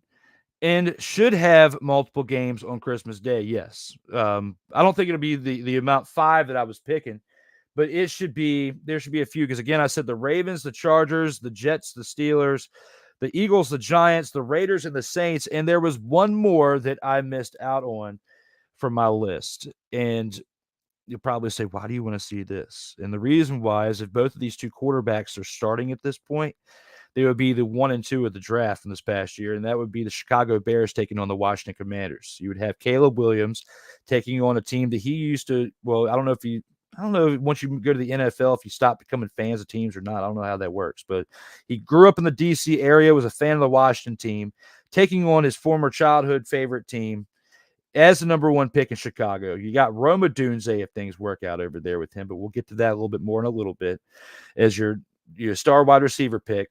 And you got some other pieces that you made during this offseason. And then you brought in Montez Sweat last year with the trade from the Commanders that kind of screwed the Commanders a little bit as far as the value they were compensated with for Montez Sweat. But he'll fit well better with the Chicago Bears, and hopefully the Commanders can get things rolling this upcoming season. I will break that down more on the Commanders Gridiron Report next Tuesday, not tomorrow, but next Tuesday, taking this week off from that with everything that's going on out here in these streets and these streams. But yes, the Chicago Bears and the Washington Commanders, I feel like would be if you had to go with the number 5 pick, right? If I had to go with 2 picks for the games for Chicago for the Christmas Day, I would not be picking this as one of those 2 games. No, I would say probably the Ravens and the Chargers and the Eagles and the Giants would be my 2 games that I would pick, because I feel like the Eagles and the Giants are going to be the top 2 teams of the division this year. I was not saying that last year. I think Daniel Jones, being on his last leg, he's going to have the fire lit underneath of his rear end enough to where he's going to have to play to his career best at this point. If not, he's done in the NFL, I think, at least the starting quarterback. He may be done altogether, may have to go to the UFL to reboot his career if he doesn't. And I think he's going to play like his career is on the line this year. And they've made some moves to help him out a little bit. Not as much as the Eagles did by bringing in Saquon Barkley and re-signing their top 2 wide receivers and making some moves in the draft to kind of, fill the gaps from the pieces they lost during free agency and retirements. But I feel like with their young core and what they did in the draft, I feel like they've done enough to where they can be competitive and be better than the Cowboys. Still think the Eagles are going to take the division, but I think that the Giants can at least be competitive enough to where they'll be in the discussion for the wild card. If they don't get the wild card this year, I really think Daniel Jones is out of there, especially with how they started last year being 1 and 5 to start the previous year and how he's played underwhelmingly since being drafted in the NFL. So he's had 1 solid year out of his years, but he needs to prove it a little bit more. And I think the bright lights and being on Christmas Day would be, if he's healthy and if that team's healthy, would be a great stage for him to showcase whether he's ready to take this to another level or not. So you let me know here in the comments whether you agree or disagree with me out here in these streams. And again, we were talking about the Rashee Rice situation. The previous unreported SMU incident could impact NFL discipline on Rashee Rice. How do you see this process working out for the star wide receiver, and how will this impact the Chiefs this upcoming season? This is something I was hoping, to talk about with Cole, but unfortunately, he is not back from his work obligation yet, which, talk with me, I totally get all that. You got a lot going on, so everything's all good with that. But maybe if he jumps in with enough time left in the show, we can revisit it with him and kind of do a recap with some of these questions and kind of do like a 2-minute drill on his answers. That'd be a good kind of impromptu way to get it, but he will be back at some point before the show ends. Other than that, Rashee Rice, though, I think that the SMU incident, he can't be like, I don't think he's going to be punished for that, right? Because of how long ago it happened, and it was before he came into the NFL. However, I think that the pattern from his behavior from college to of course, the most recent stuff that he's been doing with the rental cars and all this other stuff, whether he was in the car or not, or whatever you want to break it down as, it's going to impact to show a timeline of behavior that hasn't improved, that you need some type of remediation. You need some type of intervention one way or another. Maybe you're not on drugs, but your behavior is not it's erratic. It's not stable. It's not balanced, and it's not a great representation of their franchise and their brand of the Kansas City Chiefs. It's won 3 Super Bowls in the last 5 years. And, what this team has accomplished together, Andy Reid's sons, had issues around the time he was with Philly. And then once he left Philly, for the most part, their sons were on, pretty, he had everything in check until the one son got a DUI not too long ago. He also had one pass away, all this other stuff. But as far as besides that, this team overall has been a pretty solid core team, and they haven't really gotten in trouble out the field. Of course, you got Travis Kelce, who's a personality who likes to have fun, and with everybody knows what he's doing now with dating Tay-Tay, but he's behaved, considering the stage he's on with his character and his personality. But other than that, this is the first big situation where you have a team that has a player that's really acting out. And this team has had success that they have had over the past 5 years or so since they started winning Super Bowls. So looking at this as a whole, I think that he's going to get the hammer dropped on him a little bit. There has to be some type of display of consequences here for Rashee Rice, because you've been getting away with some immature behavior for a while. You've been on the biggest stage now as being a rookie wide receiver and winning a Super Bowl, and you come in, you win the Super Bowl, you start your celebration, and your offseason really just gets started.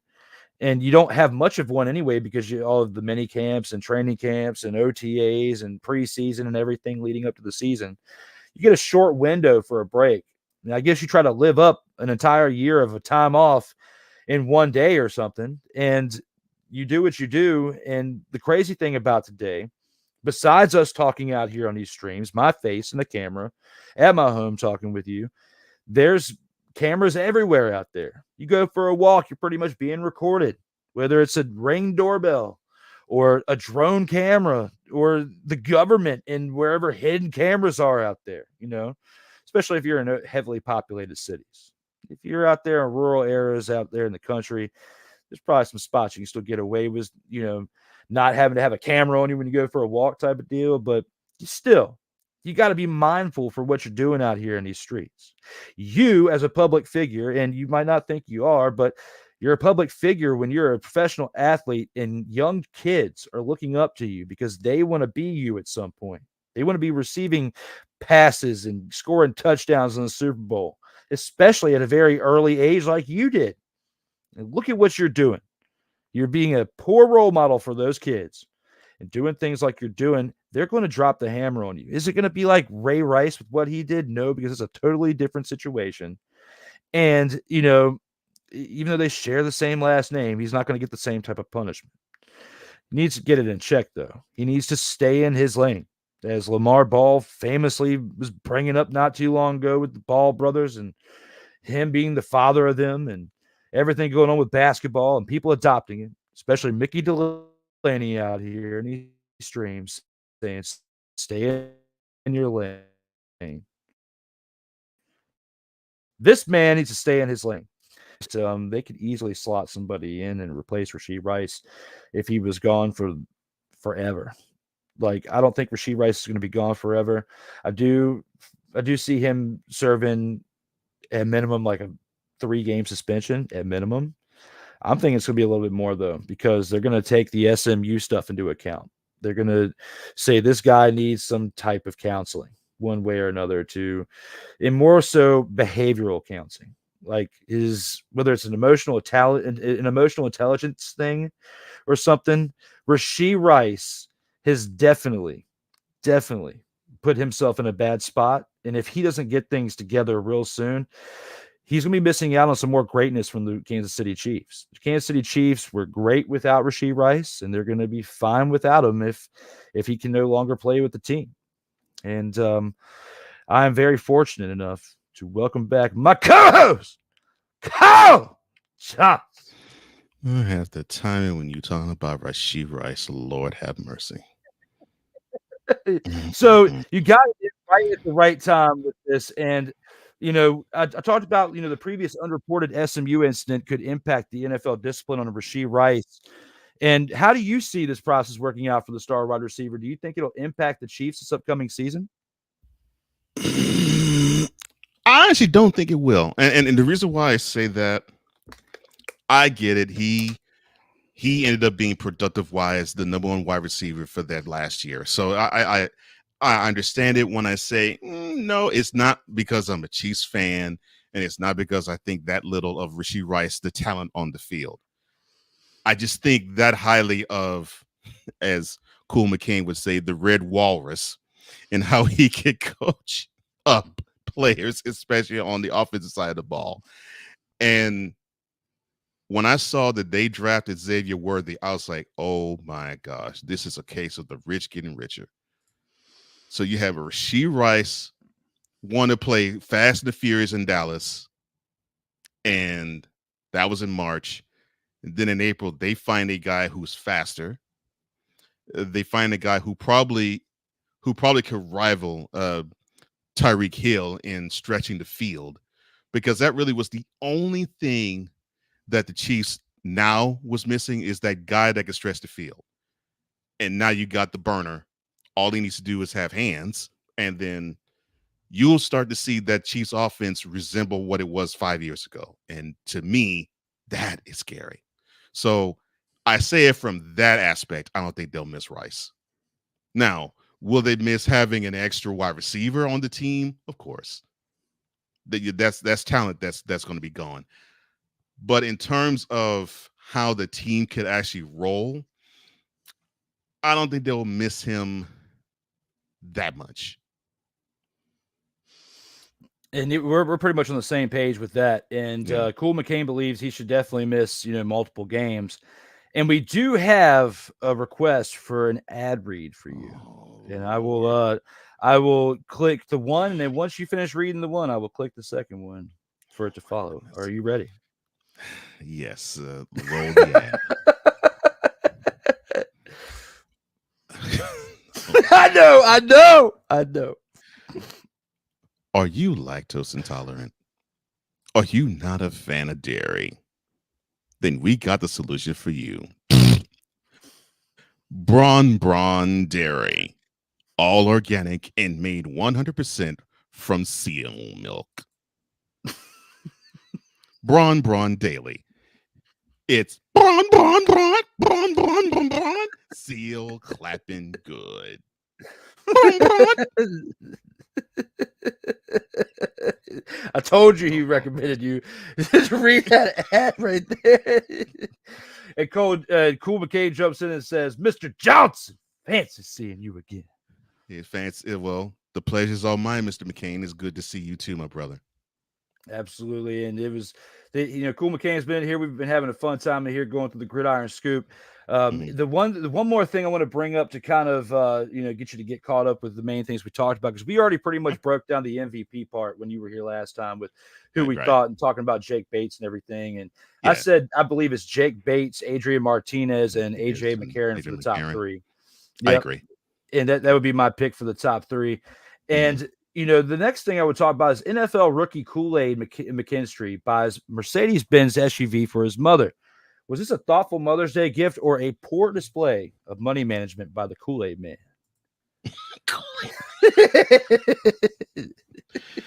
Oh my gosh. Did his mama name him Kool-Aid? If so, that is a poor decision, but I digress.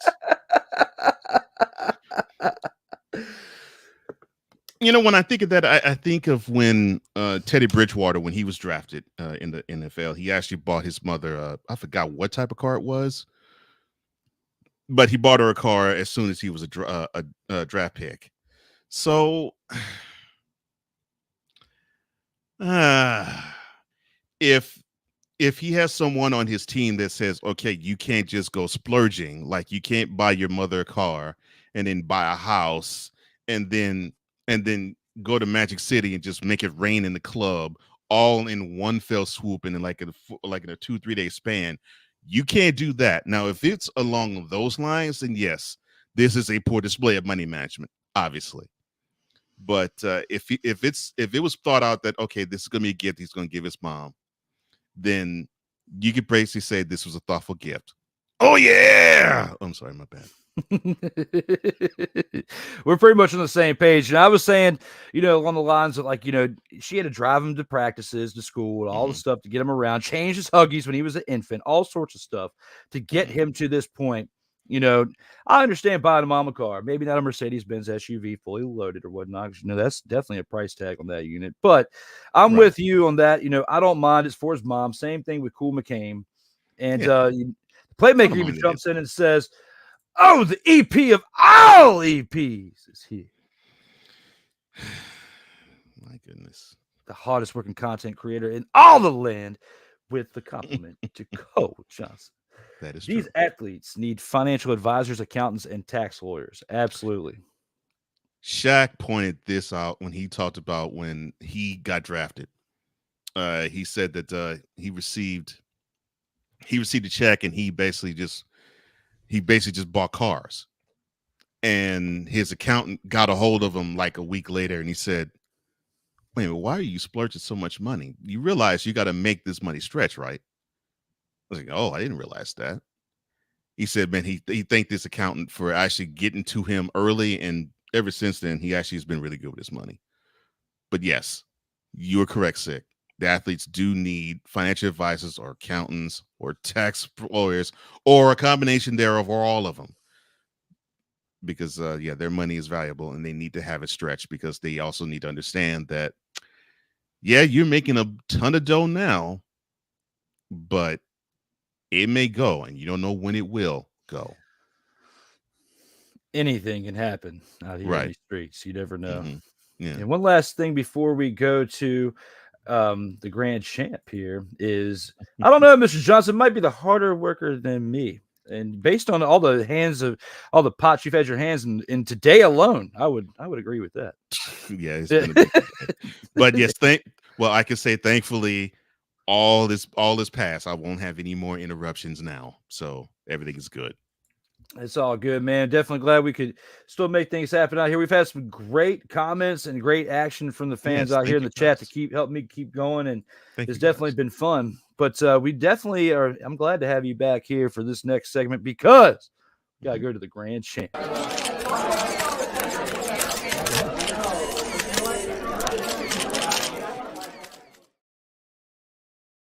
Total football talk.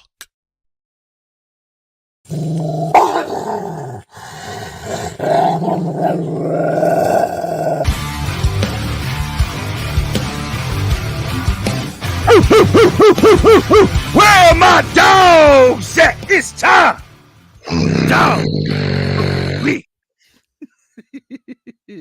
With that being said, Cole, who do you think is your grand champ of the week when it comes to everything we saw from this past weekend in professional football? Okay. Well, it will be Rashee Rice. No, it won't be. I have to do this. I would love to give it to one, but I don't think I will be giving it to one. And it almost hurts my heart in a way to do this because it's coming from me, an H-Tan guy, and I gotta give something from Dallas praise, and it's as if I'm an Eagles fan having to say something of worthy to a Cowboys fan. It's that, but I'm going to do it. No, it's not going to go to one player. It could go to Luis Perez. It could go to San Canella. It can go to the whole defense of the Renegades. No, it's not going to go to De'Veon Smith. No, it's going to go to the entire Renegade squad. Yes, all in the Renegades, you all get my dog of the week because you all have been working hard to try to get that dub.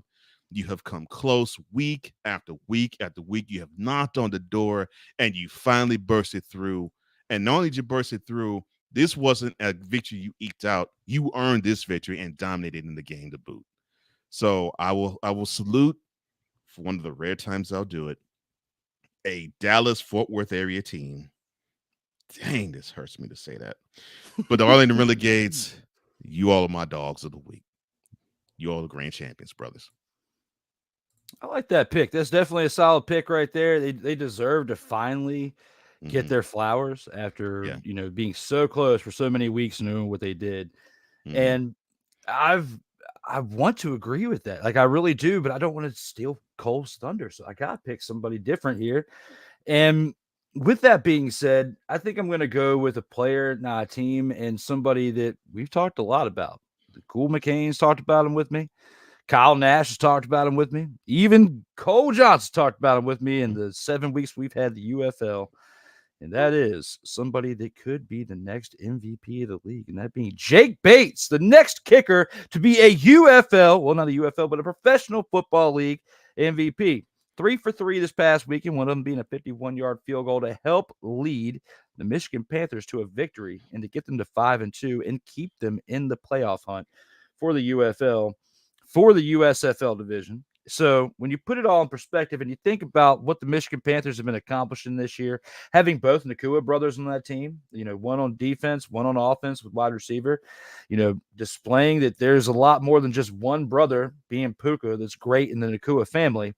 You got all that going on, but the one team, but the main headline has and still is Jake Bates for what he's doing with his leg.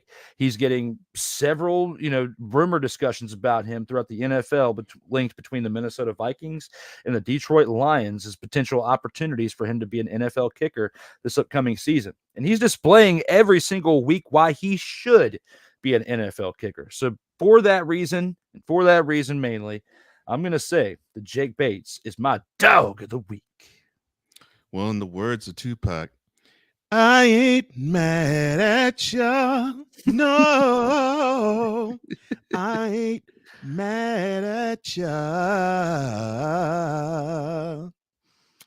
Not mad at you. You like that? You like that? Actually, I do. I like that pick too. I actually do like that pick.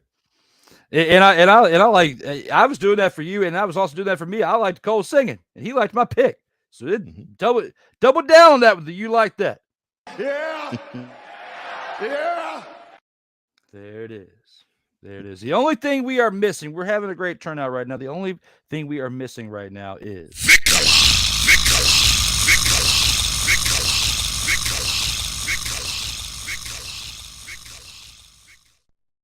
if somebody could page Vicola and tell him we are missing him. We're about to put him on a milk carton if he doesn't show up here soon. We miss you, Vicola. Come on back. What? I said bring him back. Reel him back in. Come on back. Wow. Why did I have a character that actually had to say Vicola? I mean, it's stuck like bad gum on a shoe. Oh my. Ooh, yeah, I hate that, especially when it's summertime, parking lots. Oh, yeah, we've all been there at some point. Playmaker says CM Punk was right. Hell did freeze over. Cole Johnson praising something in Dallas. Yeah, man. I mean, praising something in Dallas. It's sad, man. It's man. I'd rather stick my hand down a garbage disposal while it's running than to compliment anything from Dallas. It just was painful. But I had to give it up to him. Hey, everybody gets a flower at some point. Not flowers. Yeah. They got it. They deserved it. So yeah, they do. Gotta give it to them. And it's not the Cowboys. Okay, so it's something different. No. And 6 says, not to mention, Shaq had his stepfather, Sergeant Philip A. Harrison, in life as well at Cole Sports. Then that man gave Shaq some structure and guidance. His structure was a little more from the standpoint of being that beast on the court. And I know he gave us some life lessons too, but I know this because of the relationship I have with my father, which it's one of the greatest relationships I've had in my life. Even with as wise of a person that he was, when I was young, in my 20s, there were times I was like, Not that my father didn't know what he was talking about. I was like, that's him. That's not me. And then I'd be doggone if the wise decision or the wise thing that he said to me panned out, and I basically was akin to touching a hot stove when your parents told you not to touch it. But I had to find out for myself, and I touched it, and my hand got burned. And I think Shaq had that type of thing when it came to money, because Shaq tells a story about when he in high school did a finger roll, and his sergeant, his stepfather, actually yanked him, pulled him aside, and slapped him in the face when he asked, "Well, why did you finger roll it?" And he says, "No. I want you to dunk the ball. Forget the finger roll crap. Dunk it." And Shaq said every time he dunked it, he didn't really like to, but he dunked it and got angry, and he always thought that the sergeant slapping him that time, and that's what happened. And sometimes you need to get that slap on the wrist to reel him back in and humble him a little bit. So you may need to be humbled for a minute. Ask Cole about the golf bag. So earlier, it was brought up by the playmaker about the bag that was given to Jared Goff. And pull up this comment real quick so that way you can see it there, Cole. It was back early on. Here it is. Jared Goff has reset the QB market 4 years, $212 million extension with $170 million guaranteed. What are your thoughts on this? Do you think he deserves it? Yeah. I say it from this standpoint. I believe he deserves it because you now have 2 years of him in Detroit, and they started off slow. They started off slow in 2022. They started off sluggish. They were like, what was it, 2-6? So they started off real sluggish. But no, it was 1-6.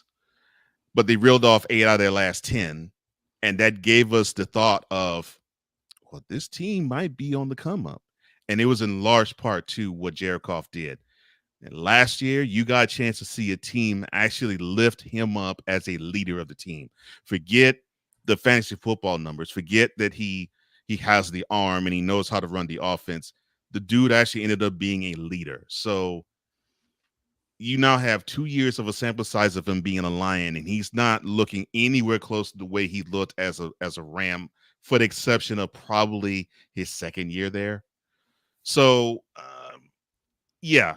He got the bag. He deserved it. And he took Detroit to a place they haven't been in 32 years. I mean, that right there is the reason why he earned that bag.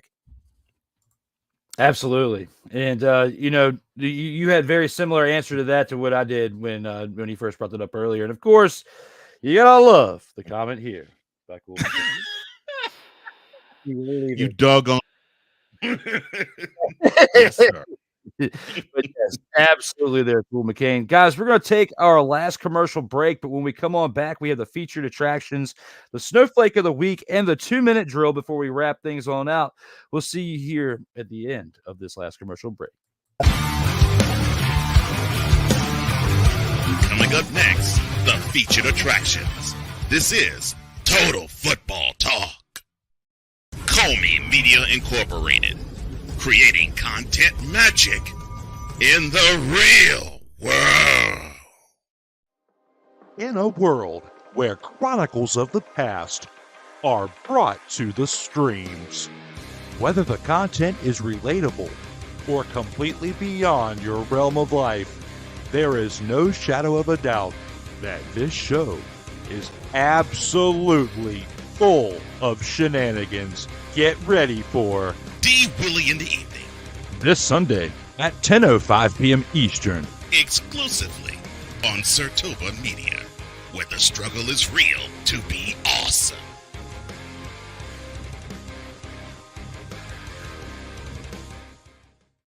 Hey, ladies and gentlemen. Hey, look. Hey, stop playing games. Y'all already know. Go ahead and toss him some Willy Bucks. Ain't nobody playing around. $, D Willy 87. Go ahead, hit him up on the Cash App and go ahead and give him some Willie the Bucks. Look at Drew looking stoic, ladies and gentlemen. Stoic on that $10 bill. So go ahead, slide my man over some Willie Bucks, and we good. That's all I'm saying. We good. Slide some Willie Bucks. SIRTOBA Media, where the struggle is real to be awesome. Oh, yes. The tradition, the pageantry, the spectacle, the history, the slut. Wait. I gotta rep my brother's stuff right. All my DMV soldiers, stand up! And welcome to the Commander's Gridiron Report. You want your commanders to be repped right? Well, D Willy is your man. Commander's Gridiron Report. Every Tuesday at 11:05 a.m. Eastern, 10:05 a.m. Central on the SIRTOBA Media YouTube channel. Music by J. Cool. Where my soldiers? Right side. Commanders. Where my soldiers? Left side.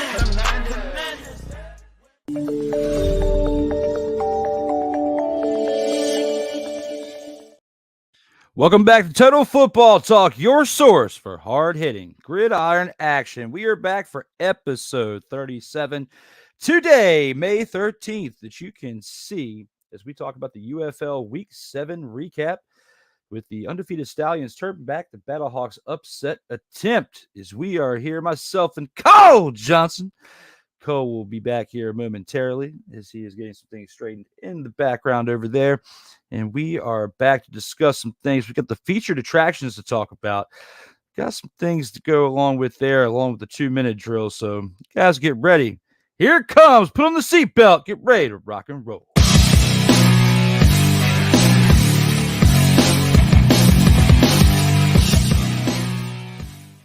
And here with the featured attractions, we have Patriots quarterback Drake May has a lot to work on, says Coach Jerod Mayo. How concerning should this statement be for the franchise and the fans that support this team? And with that being said, do we have any Patriots fans out here in the chat? Anybody watching between YouTube, Twitch, X, formerly known as Twitter? Hell, even if you're watching on LinkedIn right now, what do you think? Are you a Patriots fan? Are you like Boston Connor over there on the Pat McAfee show? Are you a Patriots fan? Are you excited about this team for this upcoming season? Especially when you hear comments like this from your head coach, when you have Jerod Mayo saying he has a lot to work on. It's May, all right? We're less than 4 months from the start of the NFL season. We're less than 3 months from the NFL preseason. We're like 2 months away from training camp and getting ready for the preseason. Now, when we put all that in perspective, you've got Patriots QB Drake May has a lot to work on, being said by Coach Jerod Mayo. Cole, how concerning should this statement be for the franchise and the fans to support this team? Well, they should be comfortable with this statement. I mean, they had to deal with this with Mac Jones, but they didn't realize he was a forever project. Hearing what I was hearing when he finished his last season in North Carolina, and I know you heard this too, man. Between then, which I'm talking about December. Forget the bowl game, December to April. I kept hearing a lot of people say, oh, let me do this correctly. I kept hearing a lot of people in NFL circles say, quote, if you're going to draft a quarterback high, you do not draft Drake May. You don't draft May. You don't draft him at all. Close quote. And so when I saw the Patriots draft him, I was thinking to myself, I thought they fired Bill Belichick. Because this is a Belichickian move. I'm like, because, or for those who don't know, and of course, I know Drew does know. Belichick has the feeling that he can coach anybody into being a football player. Yes.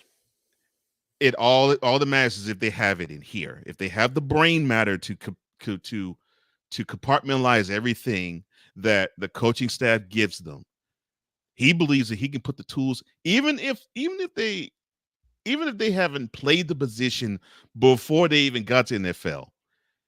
He thinks he can teach anybody how to be a football player.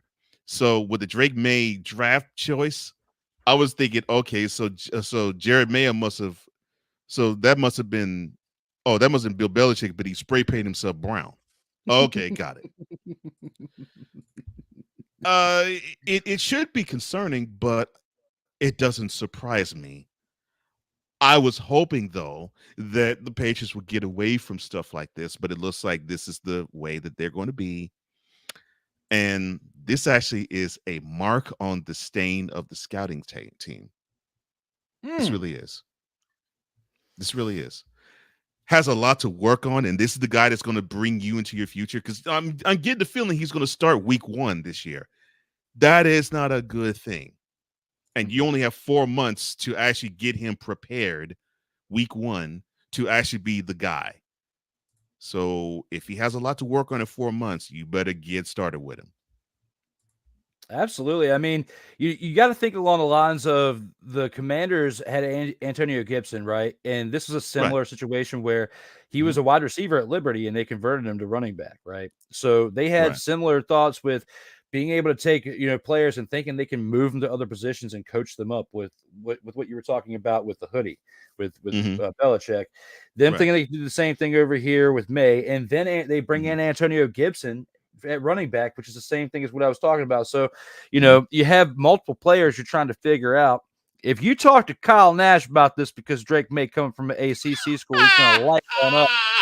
So you already know about his thoughts on Drake May and going to the Patriots. I'm sure he said, "Oh, Drew Willingham, the Patriots with that draft pick of Drake May, my friend, ding." They took a massive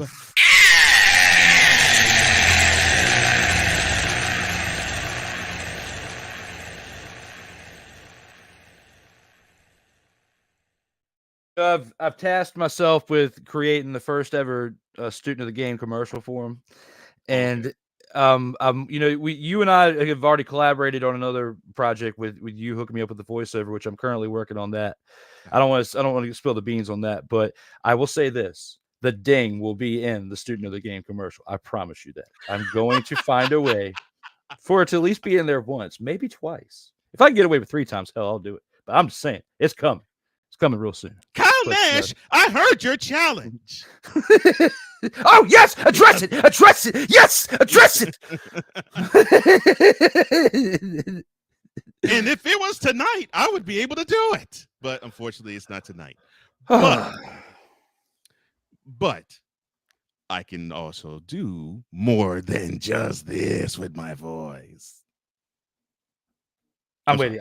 I can't wait for this episode. I'm getting so yes. I would love to do interact with you, sir, and of course with Drew. And I wish it was tonight. Literally, I would have the time to do it tonight, but unfortunately, you already have your guest booked. So I do, and my brain would explode if I tried to figure out another way to get another episode in today. Like I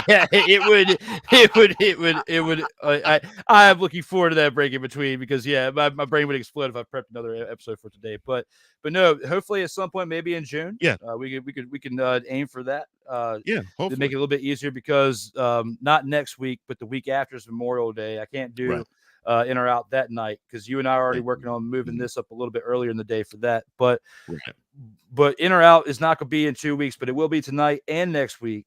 But then we've got June, so we'll talk a little bit more behind the scenes and see what we can figure out. But before we get to our next topic in this segment, 6 says a new term in Cole's lexicon: Belichickian.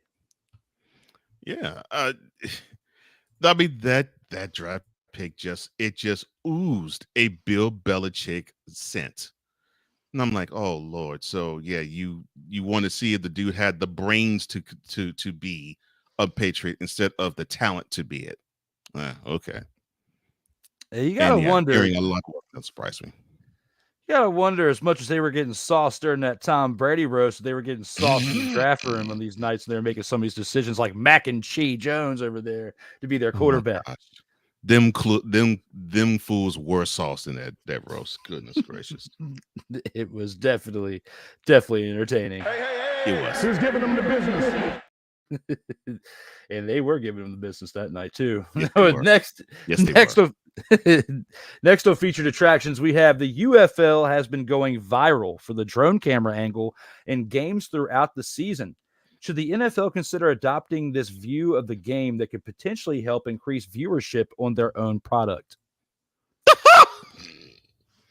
You're asking that question. You already know the answer to this question. It's not even a if they should adopt, but it's going to be when will they? Because the NFL is keen. They are keen on just simply snatching stuff just from out of nowhere, and it worked elsewhere. For example, you remember the overhead cam that the XFL 1.0 utilized, and everybody lampooned and crapped on the XFL for everything they did. But what did you see 2 years later? You saw that overhead camera, and then the NCAA adopted it too. So the NFL will find a way to have that be a part of their coverage, and it will not be a shock when it happens. And I agree with that too. And I wanted to give Playmaker a shout out real quick here at the bottom to say he's got dropped because they've got Monarchs of Wrestling here in about 15 minutes. So, but yeah, definitely great to see you, Playmaker and Cool McCain. Thank you guys for both tuning in and, keeping the comment section on fire, throughout this show. We definitely appreciate it. Thank you. Looking forward to, yes. And once we wrap this up, I'll definitely tune into you guys for a little bit before I have to get ready for the In or Out Sports Debate tonight. But while we're talking about shows, another great thing. It's been a little over 2 weeks, and then of course, plus today's episode, my man Cole Johnson with the Morning Shift with Cole Johnson. You can check it out on BS3 Network. You saw the commercial earlier, but make sure you guys are tuning into that every morning, 8 o'clock a.m. Eastern Time, 7 o'clock a.m. Central. On the Morning Shift, the BS3 presents it with Cole Johnson. Weekdays, Monday through Friday. I unfortunately am asleep during that time because of my work schedule, but I do go back and check it out. If I was awake, I would be in there tuning in because, for me, waking up in the afternoon is the same thing as people in the morning. It is a great way to get the day started for me, So Cole is like the motivational speaker of the day, and then talking about some things you can learn from too. It's a lot to crunch down into an hour, but I will say, my man does it very well, very organized, has a great show there. So make sure you guys are tuning into that Monday through Friday. So you're welcome, brother. Anytime you come. Hey man, you gotta acknowledge greatness out here in these streams, and it is an honor, joy, and privilege to be able to have this show with you one day a week. But to have you have that platform every single day, Monday through Friday, I'm just happy for you to be able to do what you really love doing. Yeah, I do, and it helps set the table. To me, it actually helps sets the table for everything else, including this. And it's given me a better perspective to do this. And I actually enjoy doing this more now because of the morning shift. Yeah. And I love and I agree. And I agree with you. It's not just for just people in the morning. It's for whenever you rise up. And I have worked third shifts, like I've worked second and third shifts. So I understand it. I fully understand it. It's tough, bro. It's tough to keep up with the early stuff in the day. But, I like the challenge, but I will say that the way everything has flowed and then watching your show and then like the inspirations from it has helped spark the In or Out Sports Debate coming back. So without that, like everything kind of flows in for a reason. And everything's flowing for both of us right now based on that. So you're setting the tone for all of us, brothers. So we appreciate you. And I think it's rubbing off on our other brothers in broadcasting in our chats too. So keep doing what you're doing, brother, because you're leading the charge out here in these streams. I appreciate that, brother. Thank you. Thank you so much. You're welcome, brother. And I can't even rebuttal to what you said with the drone camera angle, because you were spot on with it for 1 and 2. They are going to adopt it because it's only a matter of time. When you watch that Stallions and Battlehawks game, it added more fire to that game, and the content it just felt like you were flying in there with everything, like you were a part of the game. Like NFL needs it. They need it bad. Yeah, they do. So they do. We got one more part of the featured attractions before we get to our Snowflake of the Week. Hey. Who's giving them the business? The Chicago Bears get terrible news about rookie star wide receiver Rome Odunze suffering from hamstring injury. Is this current situation a continuance of bleak outcomes that result in dumpster Pelican-like production from this team? I love your question. That's why I saved it for last. I love your question, and you're right. The answer to this question is no. This current situation is not a continuance of bleak outcomes, which results in dumpster Pelican-like production from this team. No. Now, what is a continuance of the bleak circumstance that is dumpster Pelican-like worthy situations in Chicago is the ownership group. Now, you all know that you are all them doggone Pelicans and the trash underneath. You suckers need to go. Sell the team. Do everything you can to just disassociate yourself from the Chicago Bears, because you all are making that organization trash. Go now, please.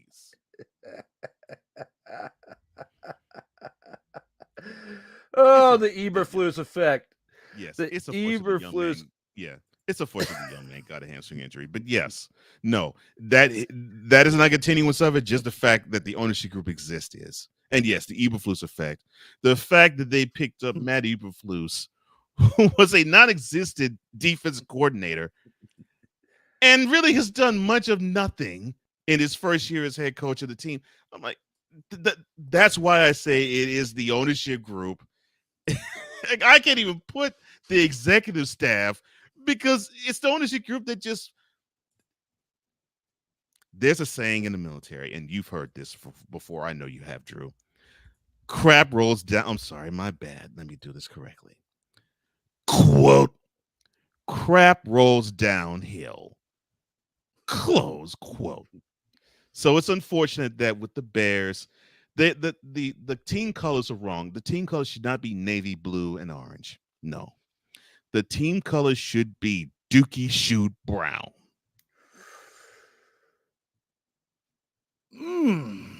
That's wild. You know, that's the Eberflus effect lives on, and it should. Like the ball. That's, I'm not a fan of Eberflus either, so I'm with you.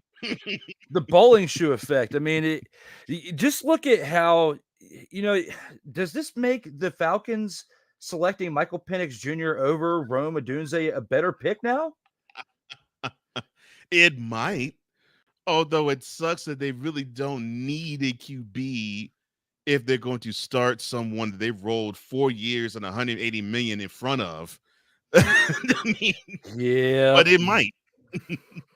Bro, it is wild. But yeah, when I saw that this week, I was like, yeah, we got to talk about that on Total Football Talk, because, we were just talking about how, the team with the Falcons passing up, Rome Odunze to take Penix. And then all of a sudden, right after that, you got this hamstring injury popping out. And you can only think about how is it already over for this team? This is what I was thinking already. And it was like, we got to reel this in. We got to see what's happening out here in these streams. And these then comments. Caleb Williams is going to start week 1. They actually announced that a few days ago too. He is starting already. Yeah. Wow, that's pretty early, I would say, to be announcing that. But we haven't even gone through mini camp, let alone OTAs, let alone training camp, let alone preseason. And 4 months from now, we already know that Caleb Williams is going to be the starter heading into 2024. I'm like, okay, all right, here you go. I'm trying to recall a time that a rookie quarterback was already announced this early in the offseason. Like, I can't. I can't recall it either. I can't recall it either. I mean, I think we've gone into it like with expect. I think probably 98 with Peyton Manning was probably the last time we could anticipate it. That's a close example. Yeah, that's But a close example. Yeah, but as far as like knowing where like the coach, and I don't even think I think that was just like speculation at that point. But it wasn't like, you know, Jim Mora was already out saying that they were going to have him as the quarterback at that point. Like I know I was still a kid back then, but it's still I think that I would remember that. I just don't remember anybody else announcing early on in May that we got our starting rookie quarterback already. No, it was presumed he was going to be the starter when he got drafted. I mean, it was presumed, but it wasn't. They didn't. The Colts didn't say late April or in May. Yeah, Peyton Manning week 1 is going to be our starter. No, they waited until training camp to actually do that. Absolutely, and Sick even threw in from our last one of our last topics from the Patriots. By the way, the Patriots still have a Belichick on their coaching staff. Yeah, the youngest son, Brian, who's the safeties coach. Yeah, but I don't think he was in the room during. I don't think he was in the war room during draft time. I don't think they're going to listen to their safeties coach who they just fired as pops. I doubt that too. Yeah, no, but I don't think that. Either. We see your point, though, Sick. We definitely still see your point. But yeah, I do too. With that being said, we've gone through all the featured attractions. It is time now to take it into the snowflake of the week.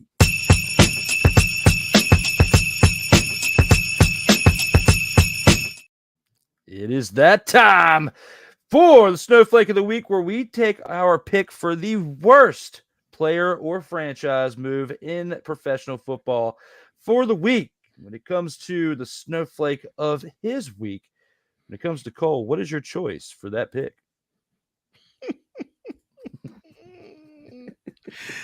Oh man, I'm so glad that you reminded me of something with the gridiron scoop. So I'm thankful. I'm thankful that you actually in the featured attractions portion. I'm sorry. I'm glad you put that in my memory, because for me, the snowflake of the week, it's not going to be the Bears. No, it's going to be the city of Chicago, and the reason why, you all really do not want the Bears to be great either. I mean, you are in lockstep with the McCaskey family in just being dumpster fires for the organization. You got a dumpster fire ownership group, and you have dumpster fire governmental officials when it comes to all things Chicago Bears. I mean, you all can't decide if you want to put the new stadium in Highland Park. You can't decide if you want to still have this stadium where it is now, but you just crush the UFO that's in the Soldier Field Stadium place, and you make that a parking lot, and then you build onto it just only a few hundred feet away. Make up your minds. You have to understand something. You all have the possibility, because you rendered a drawing. I think this was like about 2 weeks ago, where you all basically had the same type of design as Soldier Field is now, except you basically put a plate on top of the doggone stadium, and you want to encourage possible future Super Bowls to go there. No. Get on the ball, build a stadium that is worthy of an NFL team, and do so now. Look, we get that the Bears are dumpster fires. We get that. We get that there's a whole ton of dumpster pelicans, and they're dropping pellets of crap all over the whole city and all over the whole metropolitan area. We get that. We do understand that. I mean, the Bears haven't been crap since they got to the Super Bowl in 2006. I would say 2010 when they hosted the NFC Championship game, but they were horrible then too. I mean, you all have had nothing to cheer about with this team, and it is aided by the fact that you, as the governmental system that you are, you're crapping on this team just as bad as analysts are. I mean, it's just, come on. Make up your mind. Since the Bears don't own the stadium, you all do, and you all want to basically act as though you're mafia men. Like they gotta talk our price. They gotta talk our price. Yesterday's price, not today's price, but the price that we give them. The Bears are they're putty in our hands. Well, that's fine and dandy and all that good, but if you screw this pooch, you screw around, you might have this team move away from the Chicagoland area, away from Lake Michigan, away from where you believe the Bears should play because you own that land, to a place where the Bears own it.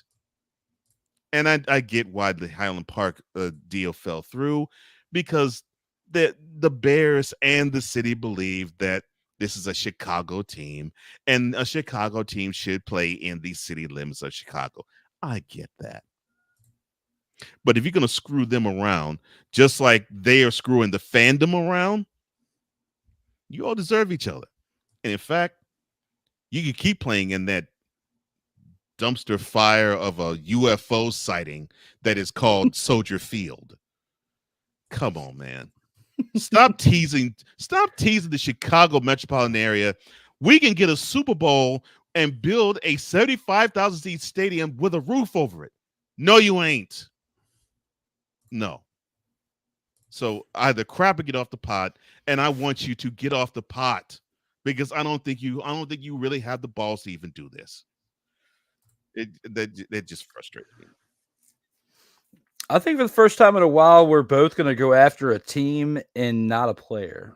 And that's a great thing to have today, and especially considering that we're going between two different leagues. And I'm going to go off on a team in the UFL, but that was definitely a great pick by Cole for his choice in the Bears and their stadium debacle and everything that we covered recently. But with Cole's added analysis on it, it definitely just proves to you how dysfunctional the Bears have been for quite some time. Okay, 100. Ooh.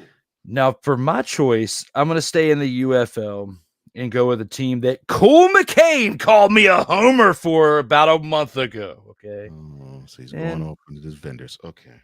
Yeah, he's going off on the defenders. Why? Because they've lost 2 out of the last 3 games.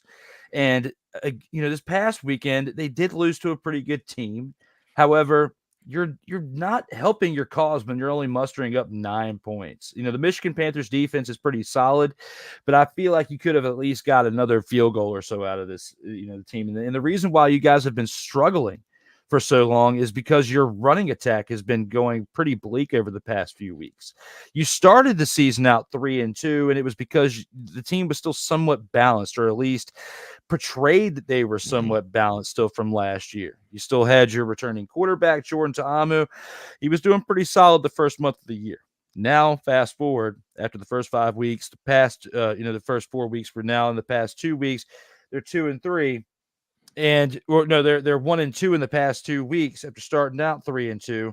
Now that they were 2-3, 2-2. No, they're 3-4 now. So looking at it before, they were 2-2. Now 3 weeks later, they're 3-4. And why? Because one, their quarterback play from Jordan Ta'amu has gone severely downhill.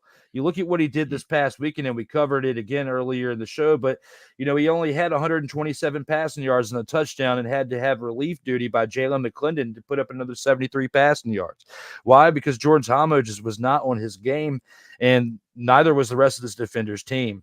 When they're putting up 58 rushing yards on 13 attempts, one, they're not running the ball enough, and two, they're not getting enough production during each attempt they're running for. They should at least be trying to run for 20 attempts in a game if they want to be taken seriously out here in these streets, because at least that way you have a good mixture between the pass and the run, but you don't when you're only putting up 13 attempts in the game. Even teams that are putting up 20 to 25 attempts in the game that are having less production on the ground, as far as they don't have that many yards per carry, their games are still a little bit more interesting because the games are closer. This game was out of hand, and it was a 22-9 game because it wasn't a balanced attack by the defenders, and the Panthers saw right through it when you have somebody like a Nakua brother on the defensive side in a defense that has been hot throughout the first 6 weeks of the year before this game, you're going to be in trouble. And they were in trouble this past weekend. So that's why I'm giving my snowflake of the week to the DC Defenders, who deservingly so are on this list for a reason. Let me see if I can think of how I can what I thought of what you said. Oh, my brother, testify.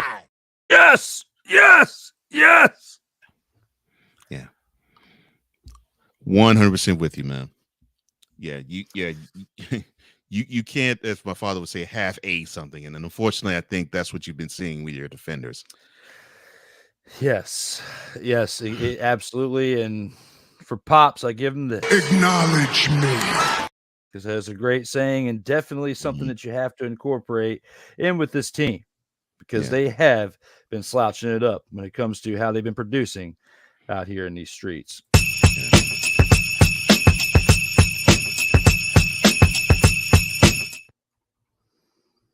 Total football talk.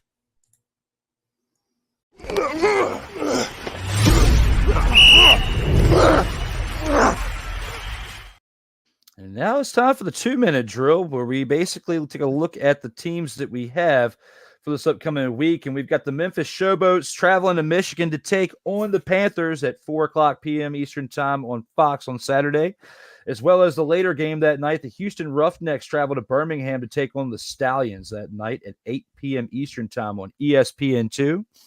We have the DC Defenders on Sunday taking on the St. Louis Battlehawks at 12:00 p.m. Eastern time on ABC.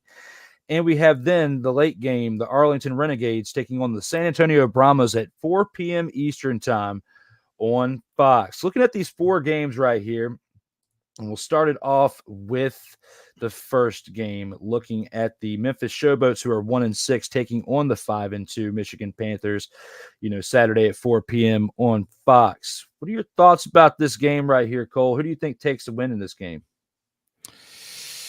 Let me see. Showboats, Panthers. Well, all right. Well, I really believe in the Showboats. I think they'll find a way to pull it out. I just got a feeling that was a lie.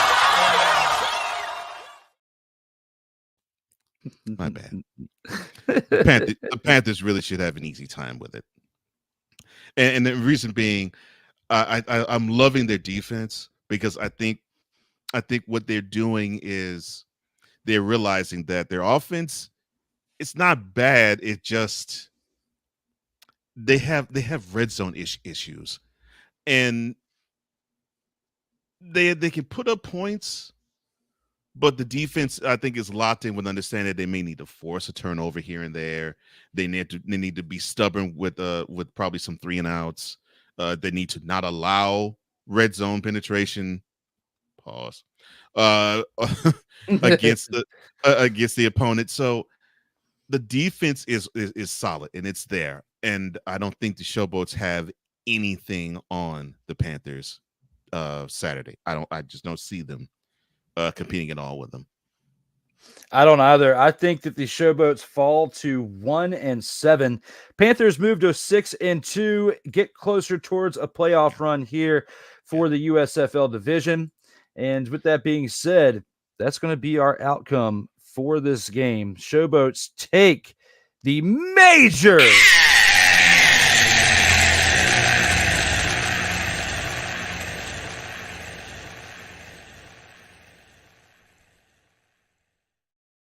Hey. Who's giving them the business? And speaking of giving them the business, the next game, the 1-6 Houston Roughnecks take on the undefeated Birmingham Stallions that same night at 8 p.m. Eastern time, ESPN2. Is it a repeat of the 1-6 teams taking the major L, or do we see an upset in this game? I'm seeing this every time I look at the Roughnecks on TV.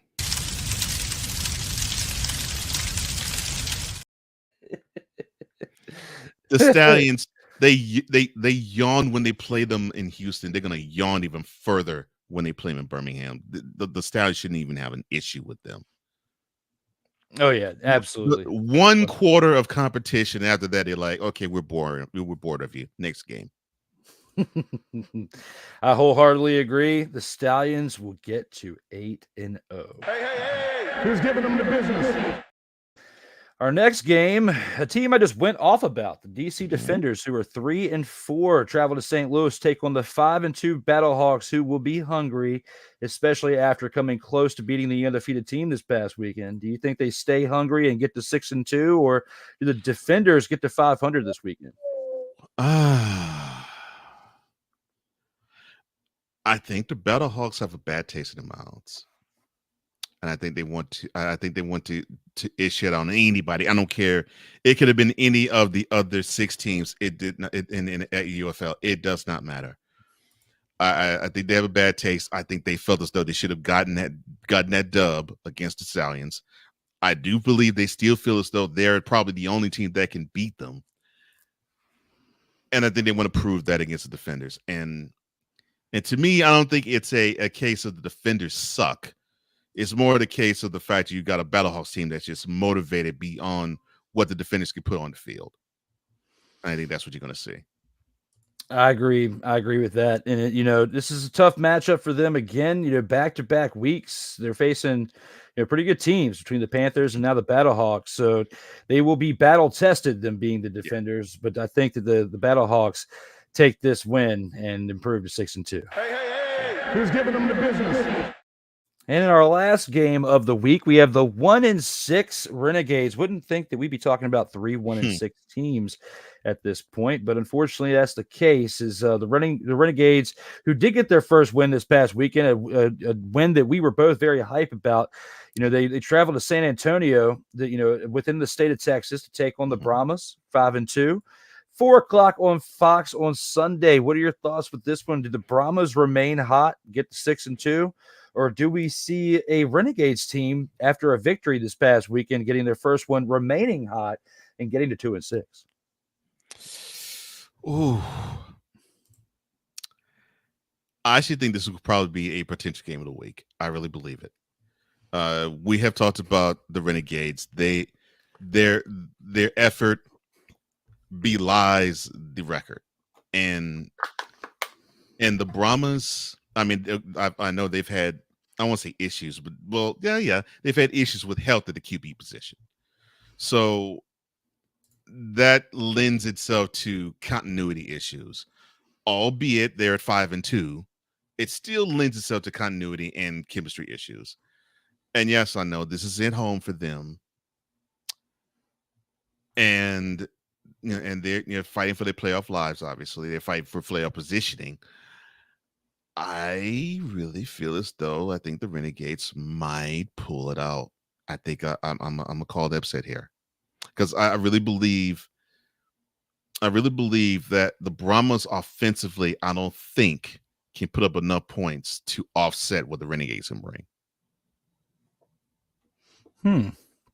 That's an interesting take on that, and I think that I agree with that too, as far as it could potentially be the game of the week, and hopefully deservingly so the game of the week for the outcome for the Renegades, because it's been the game of the week they've been in a couple times already this year for our show, but they just haven't been able to pull out the W. So I'm hoping that we get to see another victory for them based on how they've been playing. They have not quit, and a lot of teams you see at their stature at this point, you can already tell, physically, they shut down, and this team has not. Like, they're playing for pride now. They're playing for still a hopeful that a couple of them play well enough to get an opportunity to play in the NFL. That's why they're still playing hard, because they want an opportunity at the 2024 season, which that's in game for every team playing in leagues like the UFL or previously the XFL or the USL, just to get enough tape to where you can showcase that to a higher league like the NFL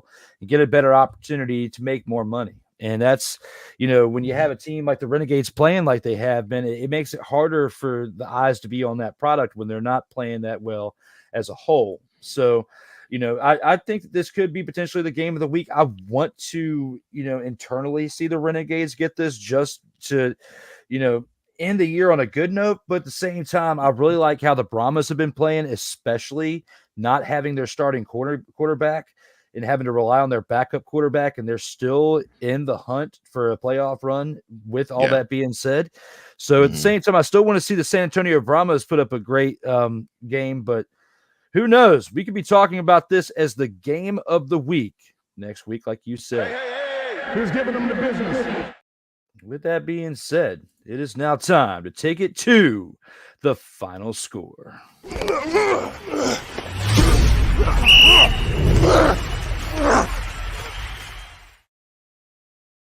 Total football talk.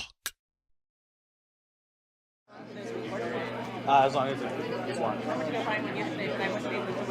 My apologies, the post game. It's been a long week for your boy here. But yes, the post game is here as we have some things to talk about in this final segment. But before we get to my thoughts, because you've heard my thoughts a lot throughout the show. You even heard my thoughts last night if you were watching SIRTOBA Media, and things that have nothing to do with sports.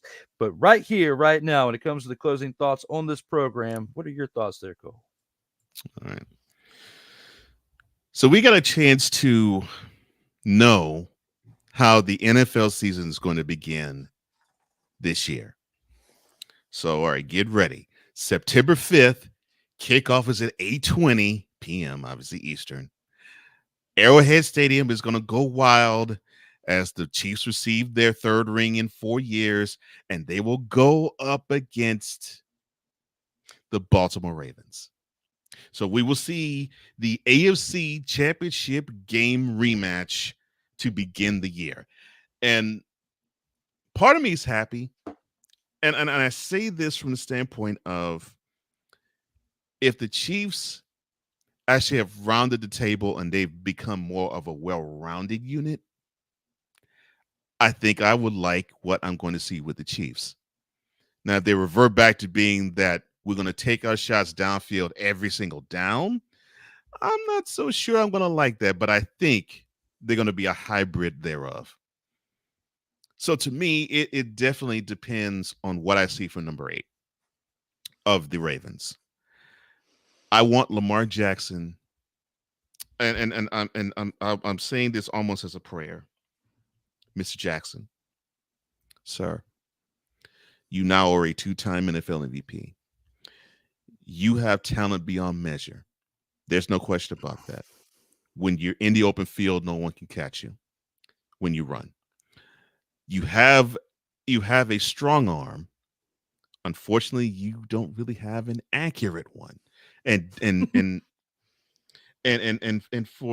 the F boys that say, well, he proves it every now and then, he has these perfect quarterback ratings. All I got to do is pull tape from the 2 playoff performances that he had this past year and say that you just simply don't have the accuracy necessary.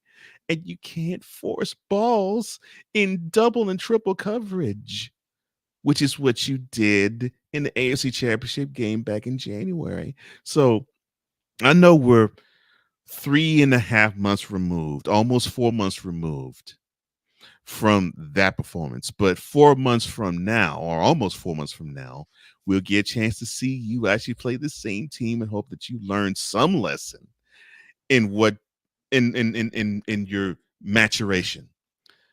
Because I want you, sir, to study as much Steve Young tape as you can get your hands on.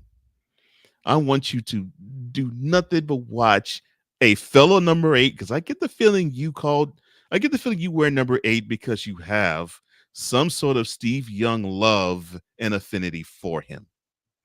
But I want you to watch Steve Young, not with the Express in the USFL, and not with the Bucks because he was running for his life like he was picking a lock to a car and he was running from the popos. No, I don't want you to run. I don't want you that way. No. I want you in the 49ers, not even when he was there the first 2-3 years, because he still was trying to scramble as soon as he saw the first read was covered. No, I want you to be that Steve Young from 1992 on, where he basically would pick apart defenses in the pocket. And when he had the chance, he could just show you every now and then that he had wheels. That's what you should do, sir. You in your 7th year. And I think if you were to just simply master pocket quarterback play, you'd be one of the most devastating quarterbacks in the league.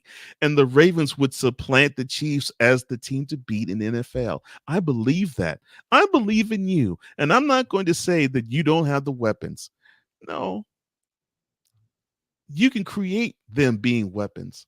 All you have to do is just be accurate and just be a versatile, diverse quarterback. That's all you got to do. That's all you got to be. That's my prayer to you. And I hope that in 4 months from now, we start to see this maturation process where you basically dissect defenses from the pocket and not because you could run a 4.45 40. Now, as for the champs, you just stick to the script. Stick to the script. I would love to see you actually pound the rock a little more on offense and defense. Know that that's where your bread's buttered.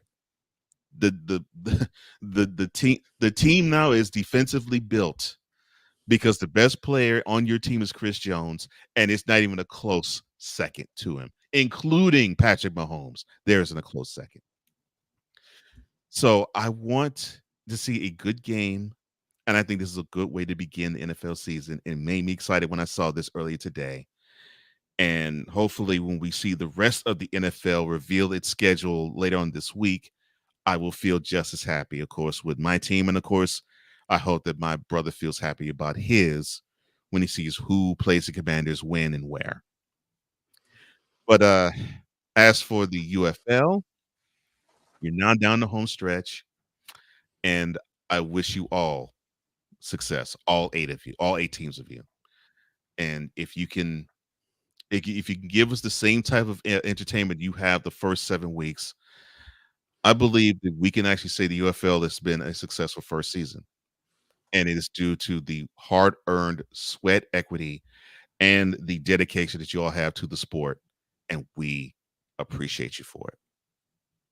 Absolutely. Very, very, very well said there, brother. And, I've got a couple things to add with that. And it mainly falls within the NFL. The NFL, it stands for National Football League, but the side quest of that is the not for long league because, just as fast as you come in, you can go out just as fast too. And, talking about former players, we talked about players that have retired, talked about players that have, had a little bit of a bad luck, but I want to talk about one person who's about to get released from a team that you probably wouldn't have thought I'd be talking about for my final topic here on this show. And that being the team led by Gerald that Cole likes to talk about. The Dallas Cowboys are deciding to release controversial wide receiver Martavis Bryant. Yes, he, Gerald brought in Martavis Bryant last year around November. He arrived with the team in November trying to add a deep threat, but he didn't have an impact on the field for head coach Mike McCarthy or Gerald. And now, Martavis Bryant's 32 years old, and he was recruited by the Steelers in the 4th round of the 2014 draft. In his first seasons, Martavis dazzled the league with big plays alongside quarterback Big Ben Roethlisberger. But now, you got to look at what happened to the man. Only a couple years into the league, problems started with him in 2016 when Bryant was suspended the entire season after violating the NFL substance abuse policy. Although he returned with the Steelers in 2017, the wide receiver couldn't deliver. A year later, the Raiders made a trade with Pittsburgh for a 3rd-round pick to get him. However, Bryant violated again the conditions of his reinstatement and was suspended indefinitely. So with no chances in the NFL, Martavis Bryant went in 2021 to Canada and signed with the Toronto Argonauts. Despite that opportunity to revamp his career, the wide receiver didn't show up for training camp and was released. And he also had brief stints in the Indoor Football League and the XFL. Then coming to the Cowboys last November, of course, we already know about his underwhelmingly performance or lack thereof in Dallas. So with all that being said, my message is this, guys. Whenever you get an opportunity, make the best of it. It could be anything as small as a part-time job. It could be us doing this stuff out here in these streams. We put in these graphics, these intros, these outros, do the best we can, as EPs out here for our products to, add as much flavor as we can, all because we're just trying to seize the moment and make the best out of what we have. And that should have been the same from Martavis Bryant, who was getting paid millions of dollars to do something that we could only dream of, and to receive money in a year that we could only dream of. So when you think about that, you're only 2 years in and you screw it up as bad as you did to where you never fully recovered. We're 8 years later talking about the fact that you're getting released, and it took as long as it did for you to get back into the NFL as it did. This is more than likely the end of his NFL career. Martavis Bryant more than likely will either have to go back to the IFL or jump into the UFL next year in 2025 to have possibly one last shot to, maybe get a third chance in the NFL, but I don't see it coming. I see him maybe still playing somewhere else, but I don't see him going back into the league again. He'll be 33 at that point. He's 32 now. I'm pretty sure it's over for Martavis Bryant. So pretty much my message with that is make the best out of your opportunity, no matter what it is, and don't do things that will intentionally set you back. We all make mistakes out here in these streets, but someone like that, the amount of mistakes he's made and hasn't learned from them, that it's unfortunate, especially when you're in your mid-30s at this point. The other half of what I was going to say for this is, again, just thanking you all for tuning in. You've had a decent turnout throughout the platforms that we stream this show on throughout, beginning to end of the show. Went a little bit over than what we've had over the past month or so, just adjusting to what, how the day was going. But I greatly appreciate having Cole back again and being able to do the things that we did today and talk about the things we did. I got several things I'll be able to clip out later this week, throw up on our channels or whatnot, and get from this show. It was definitely fun. And, when you watch us and you watch this show right here, you can go and check out Cole here through the flow code right here. The link that you take this, you can find all of his social media platforms right here through flow code. And I promise I'm getting on it. But right now you'll have to check me out through these 17 links listed on this screen right here. No, it's not 17, but it feels like it with all the text on the screen. To give you an update, I started a flow code. I just haven't finished it. So when I finish it, I'll have it for Cole. We'll have to update that graphic and get it to you to make your lives easier. I'm not doing it on purpose. Just a busy guy out here in these streets. But I'm trying. I am trying, Cole Johnson. I'm trying.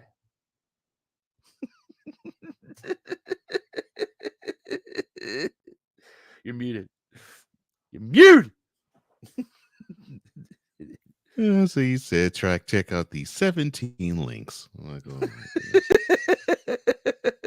you are incorrigible, sir. Incorrigible. Oh my gosh. It's not a full show if we don't.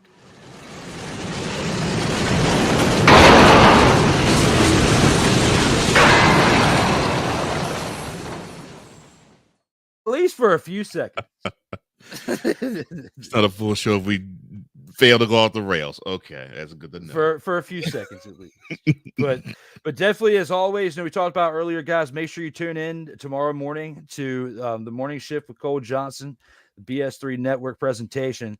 But tonight, in just a couple hours, a little over a couple hours, you can see me and what Kyle Nash dubs as Black Jesus. Corey Mann joins the show again for the 6th time. Yes, you can give Kyle Nash a bing for that. That was his nickname. Corey Mann's taking it and running it. He loves the nickname. As he will see us here tonight for episode 107. And soon we will have a Bing Fest between Cole and Kyle. We are going to make this happen in the backdrop of what we do. Yes, it is coming. It is coming. But guys, we're at that point of the show where we have a couple comments to acknowledge. Mainly, does Drew Willingham know the Sam Kinison alphabet? I do not, Sick. Let us know here in the comments after the show. We'll get back to it, revisit it at some point. But we're at that point of the show where we cannot end this any other way but without Cole Johnson taking us home.